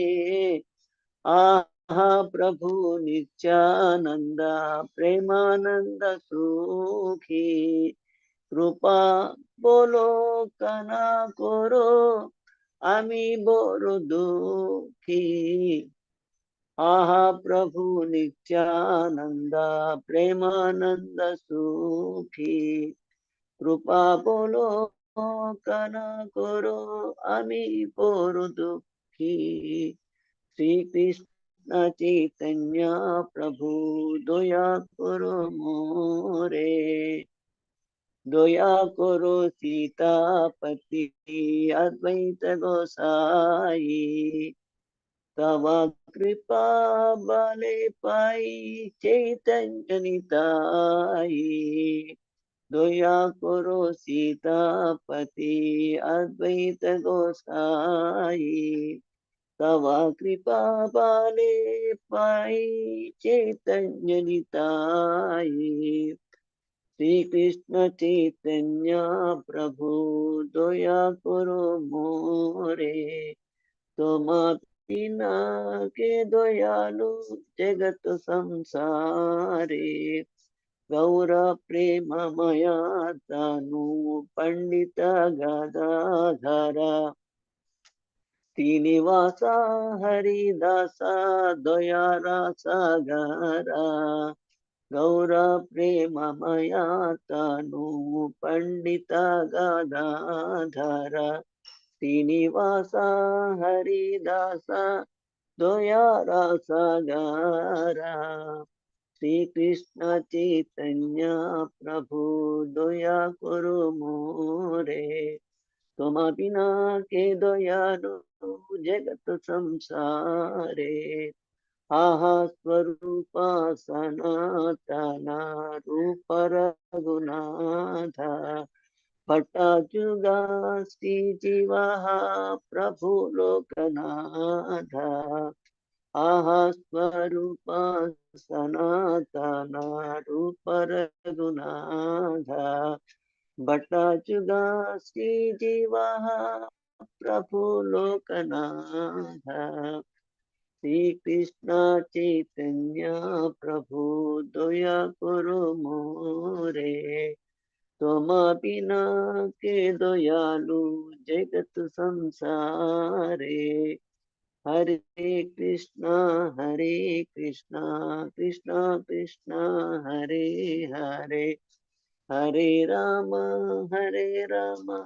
राम राम हरे हरे। हरे कृष्णा कृष्ण कृष्ण हरे हरे, हरे राम राम राम हरे हरे। श्री कृष्ण चैतन्य प्रभु दया करो मोरे। हरे कृष्ण। हरि बोल प्रभु, हरि हरि बोल। ఇంకా నేర్చుకోవాలి మాతాజీ, ఇది సరిగ్గా ఇంకా నాకు రాలేదు సరిగ్గా. కొంచెం పర్వాలేదు ప్రభు, బాగానే వచ్చింది. ప్రాక్టీస్ చేయండి ప్రభుజీ. మీరు వైష్ణవ కీర్తనలు ప్రాక్టీస్ చేయండి బాగా. ఇప్పుడు ఇంకా మేము ఇట్లాగే ఎప్పుడన్నా పిలుస్తూ ఉంటాం, పాడాలి. ఓకే మాతాజీ, తప్పనిసరిగా తప్పనిసరిగా చేస్తాం. ధన్యవాదాలు. పాశం లక్ష్మి మాతాజీ మీరు పాడండి, తర్వాత ఎండ్ చేస్తాం. హరే కృష్ణ మాతాజీ, ప్రభుజీస్ అందరికీ దండవత్ ప్రణామ్. హరే కృష్ణ. నేను మధురాష్టకం పాడతాను మాతాజీ. శ్రీ వల్లభాచార్య విరచితం. అదరం మధురం వదనం మధురం నయనం మధురం హసితం మధురం అదరం మధురం వదనం మధురం నయనం మధురం హసితం మధురం హృదయం మధురం గమనం మధురం మధురాధిపతే రకిలం మధురం మధురాధిపతే రకిలం మధురం వచనం మధురం చరితం మధురం వసనం మధురం వలితం మధురం వచనం మధురం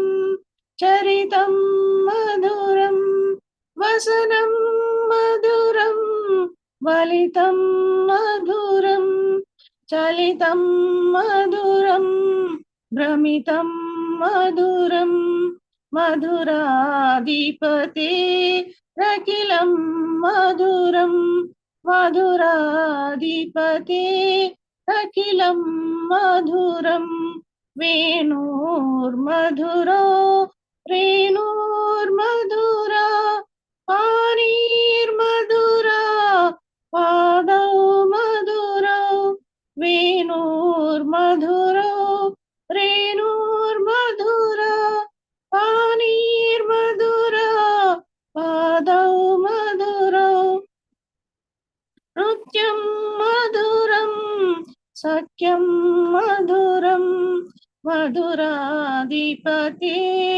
అఖిలం మధురం మధురాధిపతే అఖిలం మధురం గీతం మధురం గీతం మధురం భుక్తం మధురం సుక్తం మధురం గీతం మధురం గీతం మధురం భుక్తం మధురం సుక్తం మధురం రూపం మధురం తిలకం మధురం మధురాధిపతే అఖిలం మధురం మధురాధిపతే అఖిలం మధురం కరణం మధురం కరణం మధురం కరణం మధురం రమణం మధురం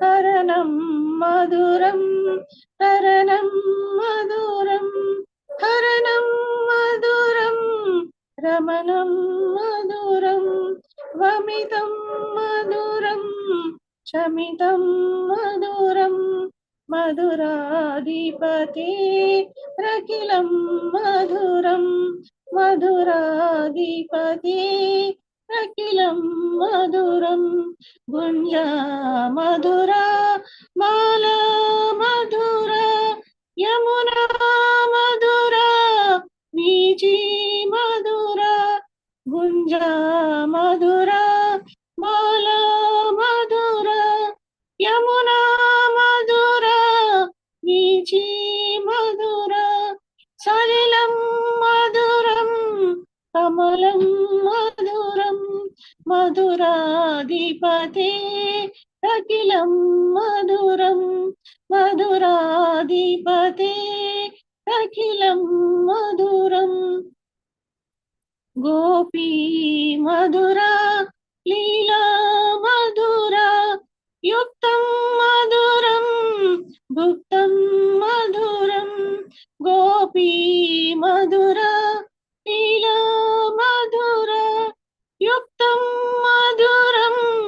गुप्तं मधुरं पुष्टं मधुरं शिष्टं मधुरं मधुराधिपते अखिलं मधुरं मधुराधिपते अखिलं मधुरं गोपा मधुरा गावो मधुरा युष्टिर्मधुरा सृष्टिर्मधुरा गोपा मधुरा गावो मधुरा युष्टिर्मधुरा सृष्टिर्मधुरा दलितं मधुरं फलितं मधुरं मधुराधिपते अखिलं मधुरं मधुराधिपते अखिलं मधुरं अधरं मधुरं मदनं मधुरं नयनं मधुरं हसितं मधुरं हृदयं मधुरं गमनं मधुरं मधुराधिपते अखिलं मधुरं मधुराधिपते अखिलं मधुरं। हरे कृष्णा कृष्ण कृष्ण हरे हरे हरे राम राम राम हरे हरे कृष्णा कृष्ण कृष्ण हरे हरे हरे राम राम राम हरे हरे హరే కృష్ణ మాతాజీ ఈ అవకాశం ఇచ్చినందుకు అందరికీ ధన్యవాదాలు కోటి కోటి. హరి బోల్ మాతాజీ, హరి బోల్, హరి బోల్, థ్యాంక్ హరి యూ బోల్. మాతాజీ, థ్యాంక్ యూ వెరీ మచ్. మీరు ఎప్పుడు పాడొచ్చు మాతాజీ, అవకాశం మనం ఇచ్చేది ఏం లేదు. కృష్ణుడు ఇస్తాం. హరే కృష్ణ.